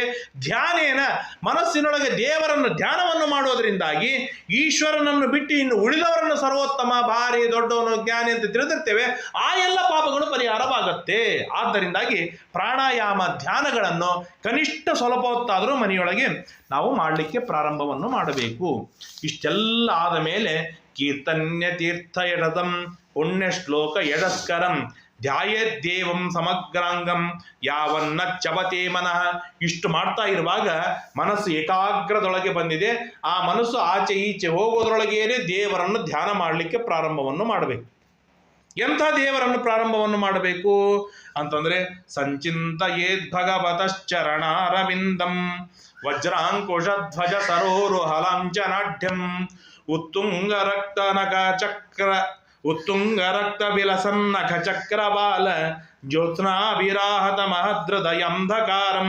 ಮೊಟ್ಟ ಮೊದಲಿಗೆ ದೇವರ ಪಾದಾರವಿಂದಗಳನ್ನು, ಆ ಕೆಂಪಾದ ಪಾದಗಳು, ಆ ಪಾದದೊಳಗೆ ಧ್ವಜ ವಜ್ರ ಅಂಕುಶ ಮುತ್ತಾದ ಎಲ್ಲ ಚಿಹ್ನೆಗಳು ಇವೆ, ಅದ್ಭುತವಾದ ಚಿಹ್ನೆ. ಉತ್ತುಂಗ ರಕ್ತ ವಿಲಸನ್ ನಖಚಕ್ರವಾಲ, ಆ ಪಾದಕ್ಕೆ ಉಗುರುಗಳಿವೆ. ಆ ಉಗುರುಗಳು ಇಷ್ಟು ಕೆಂಪಾಗಿದೆ ಅಂತಂದ್ರೆ ಅದರ ಕಾಂತಿಯೆಲ್ಲ ಹೊರಗೆ ಬಂದಿದೆ. ಆ ಕಾಂತಿಯಿಂದ ಒಳಗಿರುವ ಅಂಧಕಾರ, ಹೊರಗಿರುವ ಅಂಧಕಾರ, ಅವು ಎರಡನ್ನು ಅಜ್ಞಾನಾಂಧಕಾರ ಬಹಿರಂಧಕಾರವನ್ನು ನಾಶ ಮಾಡುವಂಥ ದಿವ್ಯವಾದ ಕಾಂತಿಯುಳ್ಳ ಆ ಭಗವಂತನ ಉಗುರುಗಳು. ಆ ಉಗುರಿಗೆ ಇರ್ತಕ್ಕಂಥ ತೆಳಗಿನ ಪಾದದ ಚನ್ನ, ಅಲ್ಲಿ ಧ್ವಜ ವಜ್ರ ಅಂಕುಶ ಇತ್ಯಾದಿ ಚಿಹ್ನೆಗಳಿವೆ. ಆ ಚಿಹ್ನೆಗಳಿಂದ ಯುಕ್ತವಾದ ಅತ್ಯಂತ ಕೋಮಲವಾದ ಪರಮ ಸುಂದರವಾಗಿರ್ತಕ್ಕಂತಹ ದೇವಾದಿ ದೇವತೆಗಳು ಬಂದು ಆ ಭಗವಂತನ ಪಾದಾರವಿಂದಗಳಲ್ಲಿ ಗಟ್ಟಿಯಾಗಿ ತಲೆ ಗುಟ್ಟುವಂತಹ ಅದ್ಭುತವಾದ ದಿವ್ಯವಾದ ಆ ಪಾದವನ್ನು ಧ್ಯಾನವನ್ನು ಮಾಡೋದು. ಪಾದಕ್ಕೆ ಸಂಬಂಧಪಟ್ಟಿರ್ತಕ್ಕಂಥ ಏನೆಲ್ಲ ಗುಣಗಳಿವೆ ಆ ಎಲ್ಲ ಗುಣಗಳನ್ನು ಆ ಸಮಯದಲ್ಲಿ ಚಿಂತನೆಗೆ ತಂದುಕೊಳ್ಳಬೇಕು. ಇದೇ ಪಾದ ಬಲಿಚಕ್ರವರ್ತಿಯ ತಲೆ ಮೇಲೆ ಕಾಲಿಟ್ಟಿತ್ತು. ಇದೇ ಪಾದ ವೈಕುಂಠ ಇದೇ ಬ್ರಹ್ಮಾಂಡ ಕಟಾಹ ಸೀಳಿ ಗಂಗೆಯನ್ನು ತಂದುಕೊಟ್ಟಿತ್ತು. ಈ ಪಾದವನ್ನು ಹಿಡಿದೇನೆ ಮಹಾಜ್ಞಾನಿಗಳೆಲ್ಲ ಉದ್ಧಾರವಾಗಿ ಹೋಗಿದ್ದಾರೆ. ಈ ಪಾದದ ದರ್ಶನಕ್ಕಾಗಿ ಲಕ್ಷ ಕೋಟಿ ಕೋಟಿ ಜನರು ಓಡಿ ಬರ್ತಾ ಇದ್ದಾರೆ. ಅಂತಹ ದಿವ್ಯವಾಗಿರ್ತಕ್ಕಂಥ ಪಾದವನ್ನು ಮೊಟ್ಟ ಮೊದಲಿಗೆ ಕಾಣುವಂಥದ್ದು. ಯಚ್ಚೌಚ ನಿಸೃತ ಸರಿಪ್ರಭರೋಧಕೇನ ತೀರ್ಥೇನ ಮೂರ್ಧ್ನಿ ಧೃತೇನ ಶಿವ ಶಿವೋಭೂತ್ ಧ್ಯಾತುರ್ಮನಃಶಮಲ ಶಮಲ ಶೈಲ ನಿಸೃಷ್ಟ ವಜ್ರಂ ಧ್ಯಾಯೇಚ್ಚಿರಂ ಭಗವತಶ್ಚರಣಾರವಿಂದಂ. ಯಾವ ಭಗವಂತನ ಪಾದ, ಆ ಪಾದದ ಮೇಲೆ ಬ್ರಹ್ಮದೇವರು ಅಭಿಷೇಕವನ್ನು ಮಾಡಿದರು, ಪಾದ ಪೂಜೆಯನ್ನು ಮಾಡಿದರು. ಆ ಪಾದ ಪೂಜೆಯನ್ನು ಮಾಡಿದ ನೀರೇನೇ ರುದ್ರದೇವರು ತಮ್ಮ ತಲೆ ಮೇಲೆ ಧಾರಣವನ್ನು ಮಾಡಿದ್ದಕ್ಕಾಗಿ ಆ ರುದ್ರದೇವರು ಶಿವ ಎಂಬುದಾಗಿ ಆಗಿದ್ದಾರೆ, ಮಂಗಳ ಸ್ವರೂಪಿಯಾಗಿದ್ದಾರೆ. ಯಾಕೆ? ಶಿವ ಎಲ್ಲಿರ್ತಾನೆ? ಸ್ಮಶಾನವಾಸಿ. ಆ ಶಿವ ಜಟಾಜೂಟ ಧಾರಣವನ್ನು ಮಾಡಿದವನು, ಆ ಶಿವ ಅಸ್ಥಿಗಳನ್ನು ಹಾಕಿಕೊಂಡಿದ್ದವನು, ಆ ಶಿವ ರುಂಡಮಾಲೆಯನ್ನು ಧಾರಣವನ್ನು ಮಾಡಿದವನು. ಅವನು ಹೇಗೆ ಶಿವ ಮಂಗಳ ಸ್ವರೂಪಿ? ಹೇಗೆ ಅಂತಂದರೆ ಆ ಬ್ರಹ್ಮಾಂಡ ಕಟಾಹ ಸೀಳಿದಾಗ ನೀರು ಬಂತು. ಆ ನೀರನ್ನು ತೆಗೆದುಕೊಂಡೇನೆ ಬ್ರಹ್ಮದೇವರು ಪಾದ ಪ್ರಕ್ಷಾಳನೆ ಮಾಡಿದರು. ಆ ಪಾದ ಪ್ರಕ್ಷಾಳನೆ ಮಾಡಿದ ನೀರು ತೆಳಗೆ ಬರ್ತಾ ಇರುವಾಗ ಅದನ್ನೇ ರುದ್ರದೇವರು ತಮ್ಮ ತಲೆ ಮೇಲೆ ಧಾರಣೆ ಮಾಡಿದರು. ಧಾರಣೆ ಮಾಡಿದ್ದಕ್ಕಾಗಿ ಆ ರುದ್ರದೇವರು ಪರಮ ಮಂಗಳ ಸ್ವರೂಪಿಯಾದ ಶಿವ ಎಂಬುದಾಗಿ ಪ್ರಸಿದ್ಧರಾದರು. ಅಂತಹ ದಿವ್ಯವಾಗಿರ್ತಕ್ಕಂಥ ಭಗವಂತನ ಪಾದಾರವಿಂದಗಳನ್ನು ನಾನು ಮನಸ್ಸಿನಲ್ಲಿ ಕಾಣಬೇಕು, ಧ್ಯಾನವನ್ನು ಮಾಡಬೇಕು. ಮೂರು ಸುಪರ್ಣ ಭುಜಯೋರಧಿಶೋಭಮಾನ ಭೋಜೋ ನಿಧಿ ಸ್ವತಸಿಕಾ ಕುಸುಮಾಭಾಸೋ ವ್ಯಾಲಂಬಿ ಪೀತ ವರವಾಸಸಿ ವರ್ತಮಾನ ಕಾಂಚಿ ಕಲಾಪ ಪರಿರಂಭಿ ನಿತಂಬ.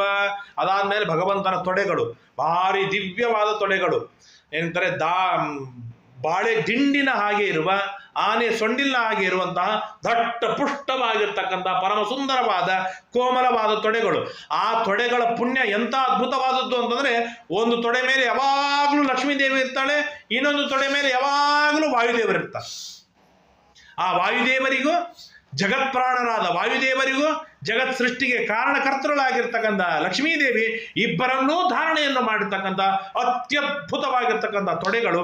ಆ ತೊಡೆಗಳನ್ನು ಧ್ಯಾನವನ್ನು ಮಾಡಬೇಕು.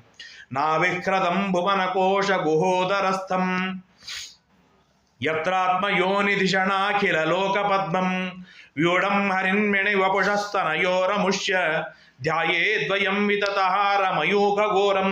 ಅದ್ಭುತವಾಗಿರ್ತಕ್ಕಂಥ ನಾಭಿ, ಗಂಭೀರವಾದ ನಾಭಿ, 3 ಸುಳಿಗಳಿಂದ ಕೂಡಿರ್ತಕ್ಕಂಥ ದಿವ್ಯವಾಗಿರ್ತಕ್ಕಂಥ ನಾಭಿ. ಆ ನಾಭಿಯಿಂದಲೇನೆ ಜಗತ್ತನ್ನು ಸೃಷ್ಟಿಯನ್ನು ಮಾಡುವಂತಹ ಬ್ರಹ್ಮದೇವರು. ಕಮಲ ಹುಟ್ಟಿದೆ, ಆ 1000 ದಳದ ಕಮಲ, ಆ ಕಮಲ ಮಧ್ಯದೊಳಗೆ ಬ್ರಹ್ಮದೇವರು ಹುಟ್ಟಿ ಬರಬೇಕು ಅಂತಂದ್ರೆ ಆ ಬ್ರಹ್ಮದೇವರನ್ನು ಸೃಷ್ಟಿಯನ್ನು ಮಾಡುವಂತಹ ದಿವ್ಯವಾಗಿರ್ತಕ್ಕಂಥ ನಾಭಿ. ದಾಸರಾಯರು ಒಂದು ಮಾತಿನೊಳಗೆ ಹೇಳ್ತಾರೆ ಭಾರಿ ಸುಂದರವಾಗಿ, ತನ್ನ ಹೆಂಡತಿಯ ಸೌಂದರ್ಯ ಎಲ್ಲಿ ಹೋಗತ್ತೋ ಅನ್ನುವ ಕಾರಣಕ್ಕಾಗಿ ದೇವರು ನಾಭಿಯಿಂದ ಮಗನನ್ನು ಪಡೆದೇನೋ ಅಂತ ಕೇಳ್ತಾರೆ. ಮರಳು ಕಾಡಿಕೊಂಡೆಯಲ್ಲೇ ಮಾಯಾದೇವಿ ಅನ್ನುವಂಥ ಹಾಡಿನೊಳಗೆ ಚೊಕ್ಕುತನವು ಪೋಪುದೆಂದು ಹೊಕ್ಕುಳೋಳು ಮಕ್ಕಳ ಪಡೆದ ಎಂಬುದಾಗಿ ದಾಸರಾಯರು ಹೇಳ್ತಾರೆ. ಅಂತಹ ದಿವ್ಯವಾಗಿರ್ತಕ್ಕಂಥ ನಾಭಿ. ಆ ನಾಭಿ ಆದ ಮೇಲೆ ಅದ್ಭುತವಾಗಿರ್ತಕ್ಕಂಥ ಸ್ತನಗಳು, ಎದೆಭಾಗ, ಎದೆಭಾಗ, ಅನಂತವಾಗಿರ್ತಕ್ಕಂಥ ಎದೆಭಾಗ, ಮಧ್ಯದೊಳಗೆ ಉದರ, ಅತ್ಯಂತ ಪುಟ್ಟದಾದ ಉದರ. ಎಷ್ಟು ಪುಟ್ಟದಾದ ಉದರ ಅಂತಂದ್ರೆ ಆ 14 ಲೋಕಾತ್ಮಕವಾದ ಒಂದು ಬ್ರಹ್ಮಾಂಡ, ಅಂತ ಅನಂತ ಬ್ರಹ್ಮಾಂಡಗಳನ್ನು ಹೊಟ್ಟೆಯೊಳಗೆ ಇಟ್ಟುಕೊಂಡ್ರೂ ಕೂಡ ಅತ್ಯಂತ ಸುಂದರವಾಗಿರ್ತಕ್ಕಂಥ ಉದರ. ಆ ಉದರದ ಮೇಲೆ ಏನಂತಾರೆ ವಿಶಾಲವಾಗಿರ್ತಕ್ಕಂಥ ದೇವರ ಎದೆಭಾಗ. ಆ ಎದೆಭಾಗದೊಳಗೆ ಯಾವಾಗಲೂ ಲಕ್ಷ್ಮೀದೇವಿ ತನ್ನ ಮನೆ ಮಾಡಿಕೊಂಡು ಇದ್ದಾಳೆ.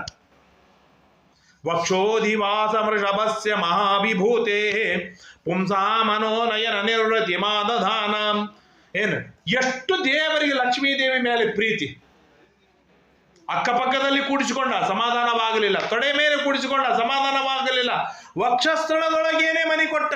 ಅಂದ್ರೆ ಆ ಜಗದ್ವ್ಯಾಪ್ತಳಾಗಿರ್ತಕ್ಕಂಥ ಲಕ್ಷ್ಮೀದೇವಿಗೆ ವಕ್ಷಸ್ಥಳದೊಳಗೆ ಮನೆ ಮಾಡಿ ಕೊಡಬೇಕು ಅಂತಂದ್ರೆ ಆ ದೇವರ ಎದೆ ಎಷ್ಟು ವಿಶಾಲವಾಗಿರ್ಲಿಕ್ಕಿಲ್ಲ. ಅದ್ಭುತವಾಗಿರ್ತಕ್ಕಂಥ ದೇವರ ವಕ್ಷಸ್ಥಳ. ಅದಾದ್ಮೇಲೆ ಕಂಠ. ಆ ಕಂಠದೊಳಗೆ ಕೌಸ್ತುಭ ಮಣಿ, ಬ್ರಹ್ಮದೇವರಿಂದ ಅಭಿಮನ್ಯಮಾನವಾಗಿರ್ತಕ್ಕಂತಹ ಕೌಸ್ತುಭ ಮಣಿಯನ್ನು ಧಾರಣವನ್ನು ಮಾಡಿದ್ದಾನೆ. ಬಾಹು, ಅದ್ಭುತವಾಗಿರ್ತಕ್ಕಂಥ ಬಾಹುಗಳು. ಎಂಥೆಂಥ ದೈತ್ಯರನ್ನು ರಾಕ್ಷಸರನ್ನು ಏಕಕಾಲಕ್ಕೆ ಸಂಹಾರವನ್ನು ಮಾಡಿರ್ತಕ್ಕಂಥ ದಿವ್ಯವಾಗಿರ್ತಕ್ಕಂಥ ಬಾಹುಗಳು. ಬಾಹುಶ್ಚ ಮಂದರಗಿರಿ ಪರಿವರ್ತನೇನ ನಿರ್ಣಿಕ್ತ ಬಾಹುವಲಯಾನ ಹಿಲೋಕಪಾಲಾನ್ ಸಂಚಿಂತಯೇ ದಶಶತಾರಮಸಹ್ಯ ತೇಜ ಶಂಖಂಚ ತತ್ಕರ ಸರೋರುಹ ರಾಜಹಂಸಂ. ಒಂದು ಕೈಯೊಳಗೆ ಶಂಖವಿದೆ ಹಿಡಿದಿದ್ದಾನೆ, ಇನ್ನೊಂದು ಕೈಯೊಳಗೆ ಚಕ್ರವನ್ನು ಧಾರಣವನ್ನು ಮಾಡಿದ್ದಾನೆ, ಮತ್ತೊಂದು ಕೈಯಲ್ಲಿ ಗದೆ ಇದೆ, ಮತ್ತೊಂದು ಕೈಯಲ್ಲಿ ಪದ್ಮವನ್ನು ಧಾರಣವನ್ನು ಮಾಡಿದ್ದಾನೆ. ಹೀಗೆ ಚತುರ್ಭುಜನಾಗಿರ್ತಕ್ಕಂಥ ದೇವ. ಆ ಕೈಯೊಳಗೆ ಕೌಮೋದಕಿ ಗದವಿದೆ, ಭಾರಿ ಅದ್ಭುತವಾದ ಗದೆ. ಆ ಗದೆಯ ಕಾರ್ಯವೇನು ಅಂತಂದ್ರೆ ಯಾರೆಲ್ಲ ರಾಗಿಗಳಿದ್ದಾರೆ, ಭೋಗಿಗಳಿದ್ದಾರೆ, ಅವರ ತಲೆ ಮೇಲೆ ಏಟು ಹಾಕಿ ವೈರಾಗ್ಯವನ್ನು ಕೊಡುವಂತಹ ಗದೆ. ಚಕ್ರವಿದೆ, ಅಧರ್ಮವನ್ನು ನಾಶವನ್ನು ಮಾಡಿ ಧರ್ಮವನ್ನು ಬೆಳಗಿಸುವಂತ ಚಕ್ರವಿದೆ. ಅಜ್ಞಾನವನ್ನು ನಾಶ ಮಾಡಿ ಜ್ಞಾನವನ್ನು ಕೊಡುವಂತಹ ಶಂಖವನ್ನು ಧಾರಣವನ್ನು ಮಾಡಿದ್ದಾನೆ. ದಿವ್ಯವಾದ ಐಶ್ವರ್ಯವನ್ನು ಕೊಡುವಂತಹ ಪದ್ಮವನ್ನು ದೇವರು ತಾನು ಧಾರಣವನ್ನು ಮಾಡಿದ್ದಾನೆ. ಇಂತಹ ಭಗವಂತನನ್ನು ಧ್ಯಾನವನ್ನು ಮಾಡುವುದು. ಭೃತ್ಯಾನುಕಂಪಿತ ದಿಯೇಹ ಗೃಹೀತ ಮೂರ್ತೆ ಸಂಚಿಂತಯದ್ ಭಗವತೋ ವದನಾರವಿಂದಂ. ಅದ್ಭುತವಾಗಿರ್ತಕ್ಕಂಥ ದೇವರ ವದನ. ಏನ್ ವದನ, ಎಂತ ಅದ್ಭುತವಾಗಿರ್ತಕ್ಕಂಥ ಮಂದಹಾಸ. ಒಂದು ಸಣ್ಣ ಮುಗುಳ್ನಗೆ ಏನಿದೆ, ಇಡೀ ಜಗತ್ತಿನ ಸೃಷ್ಟಿಯಾದಿ ವ್ಯಾಪಾರಗಳನ್ನು ಮಾಡುವಂತ ಮುಗುಳ್ನಗೆ. ಆ ಸುಂದರವಾದ ದೇವರ ಮುಗುಳ್ನಗೆಯನ್ನು ನೋಡ್ತಾ ಇರುವಾಗ ನಮಗೊಂದು ಭರವಸೆ ಬರುತ್ತೆ. ಏನು ಎಲ್ಲ ದುಃಖಗಳು ಪರಿಹಾರವಾಗಿ ಮಾತ್ರ ಆನಂದವನ್ನು ಉಂಟು ಮಾಡುವಂತಹ ಅದ್ಭುತವಾಗಿರ್ತಕ್ಕಂಥ ದೇವರ ಮುಗುಳ್ನಗೆ. ಅನಂತವಾದ ವೇದಗಳನ್ನು ಕೊಂಡಾಡುವಂಥ ಕಂಠ, ಅನಂತ ವೇದೋದ್ಗಿರಣ ಹೇತುಭೂತ ಶ್ರೀ ಮುಖ ಎಂಬುದಾಗಿ ಕೊಂಡಾಡ್ತಾರೆ. ಅಂತಹ ಅದ್ಭುತವಾಗಿರ್ತಕ್ಕಂತಹ ಮುಗುಳ್ನಗೆಯಿಂದ ಯುಕ್ತನಾಗಿದ್ದಾನೆ. ದಿವ್ಯವಾಗಿರ್ತಕ್ಕಂಥ ಕಿವಿ, ಆ ಕಿವಿಯೊಳಗೆ ಅಖಂಡವಾಗಿ ಎಂದೂ ಮಾಡದೇ ಇರತಕ್ಕಂಥ ತುಳಸಿಯನ್ನು ದೇವರು ತಾನು ಧಾರಣವನ್ನು ಮಾಡಿದ್ದಾನೆ. ಇದನ್ನೆಲ್ಲ ಪ್ರತಿನಿತ್ಯ ಬೆಳಿಗ್ಗೆ ಎದ್ದು ಕೂಡಲೇ ಧ್ಯಾನವನ್ನು ಮಾಡಬೇಕು ಅಂತ ಹೇಳ್ತಾರೆ. ತಸ್ಯಾವಲೋಕಮಧಿಕಂ ಕೃಪಯಾತಿ ಘೋರ ತಾಪತ್ರಯೋಪಶಮನಾಯ ನಿಸೃಷ್ಟಮಕ್ಷ್ಣೋ. ದೇವರ ಅದ್ಭುತವಾದ ಅರಳಿದ ಕಣ್ಣುಗಳು, ಕರುಣಾಪೂರ್ಣವಾದ ಕಣ್ಣು. ಆ ಕಣ್ಣಿನಿಂದ ಹೀಗೆ ದೇವರು ನೋಡಿದ ಅಂತಂದ್ರೆ ತಾಪತ್ರಯಗಳೆಲ್ಲ ನಾಶವಾಗಿ ಹೋಗ್ಬಿಡುತ್ತೆ. ಇದನ್ನ ನಿತ್ಯದೊಳಗೆ ನಾವು ದೇವರನ್ನು ಹೀಗೆ ಕಾಣಬೇಕು ದೇವರನ್ನು. ಹಾಗಾದರೆ ಈ ಜನ್ಮ ಸಾರ್ಥಕವಾಗುತ್ತೆ. ಹಾಸಂ ಅವತಾಖಿಲ ಲೋಕ ತೀವ್ರ ಶೋಕಾಶ್ರು ಸಾಗರ ವಿಶೋಷಣ ಮತ್ಯುದಾರಂ. ಅದ್ಭುತವಾದ ಮಂದಹಾಸ. ಮಂದಹಾಸ ಅಂದ್ರೆ ಏನು? ಅನಂತವಾದ ಶೋಕಸಾಗರ. ಆ ಎಲ್ಲ ಶೋಕಸಾಗರವನ್ನು ಬತ್ತಿಸಿ ಹಾಕಿ ಅದೇ ಜಾಗದೊಳಗೇನೆ ಅದ್ಭುತವಾದ ಆನಂದವನ್ನು ಉಂಟು ಮಾಡುವಂತ ದೇವರ ಅದ್ಭುತವಾಗಿರ್ತಕ್ಕಂಥ ಮಂದಹಾಸ. ಆ ದೇವರ ಹುಬ್ಬುಗಳು ಎಷ್ಟು ಸುಂದರವಾದಂತಹ ಹುಬ್ಬುಗಳು, ಧನುಸ್ ಬಾಣಗಳಂತೆ ಅದ್ಭುತವಾಗಿರ್ತಕ್ಕಂಥ ಹುಬ್ಬುಗಳು. ಹಾಗೆ ದೇವನ್ ಏವಂ ಹರೋ ಭಗವತಿ ಪ್ರತಿಲಬ್ಧ ಭಾವ ಭಕ್ತ್ಯಾದ್ರವಾಧೃದಯ ಉತ್ಪುಲಕ ಪ್ರಮೋದ.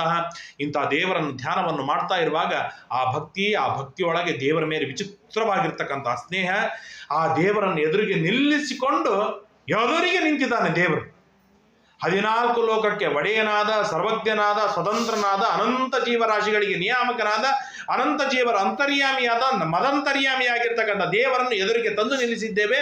ಆ ದೇವರ ಪಾದಾರವಿಂದ, ನಖ, ಕಾಲು, ತೊಡೆ, ನಾಭಿ, ಉದರ, ವಕ್ಷಸ್ಥಳ, ಆ ಅದ್ಭುತವಾದಂತಹ ಕೈಗಳು, ಆ ಕಂಠ, ಆ ಕಂಠದಲ್ಲಿ ಹಾಕಿಕೊಂಡಿರ್ತಕ್ಕಂಥ ಕೌಸ್ತುಭ ಮಣಿ, ಆ ದೇವರ ಸುಂದರವಾದ ನಗು, ಅವನ ಕಪೋಲ, ಅವನ ಕಿವಿಗಳು, ಅವನ ಕರುಣಾಪೂರ್ಣವಾಗಿ ನಮ್ಮನ್ನು ನೋಡ್ತಾ ಇರುವಂತಹ ಕಣ್ಣು, ಆ ನಿರ್ಮಲವಾಗಿರ್ತಕ್ಕಂಥ ಹಣೆ, ಆ ಹಣೆ ಮಧ್ಯದಲ್ಲಿರ್ತಕ್ಕಂತಹ ಸುಂದರವಾಗಿರ್ತಕ್ಕಂಥ ಹುಬ್ಬುಗಳು, ಪರಿಪೂರ್ಣವಾದ ಸಚ್ಚಿದಾನಂದ ಜ್ಞಾನ ಸ್ವರೂಪವಾಗಿರ್ತಕ್ಕಂತಹ ಆ ದೇವರ ಏನಂತಾರೆ ಕೇಶಗಳು, ಆ ಎಲ್ಲದರಿಂದ ಯುಕ್ತನಾಗಿರ್ತಕ್ಕಂಥ ದೇವರನ್ನು ನೋಡ್ತಾ ನೋಡ್ತಾ ಅವನ ಜೊತೆಗೆ ಮಾತಾಡಬೇಕು, ಅವನ ಜೊತೆಗೆ ಕುಣಿದಾಡಬೇಕು, ಅವನ ಜೊತೆಗೆ ನರ್ತನೆ ಮಾಡಬೇಕು, ನಮ್ಮ ಎಲ್ಲ ದುಃಖವನ್ನು ಹೇಳಿಕೊಳ್ಳಬೇಕು.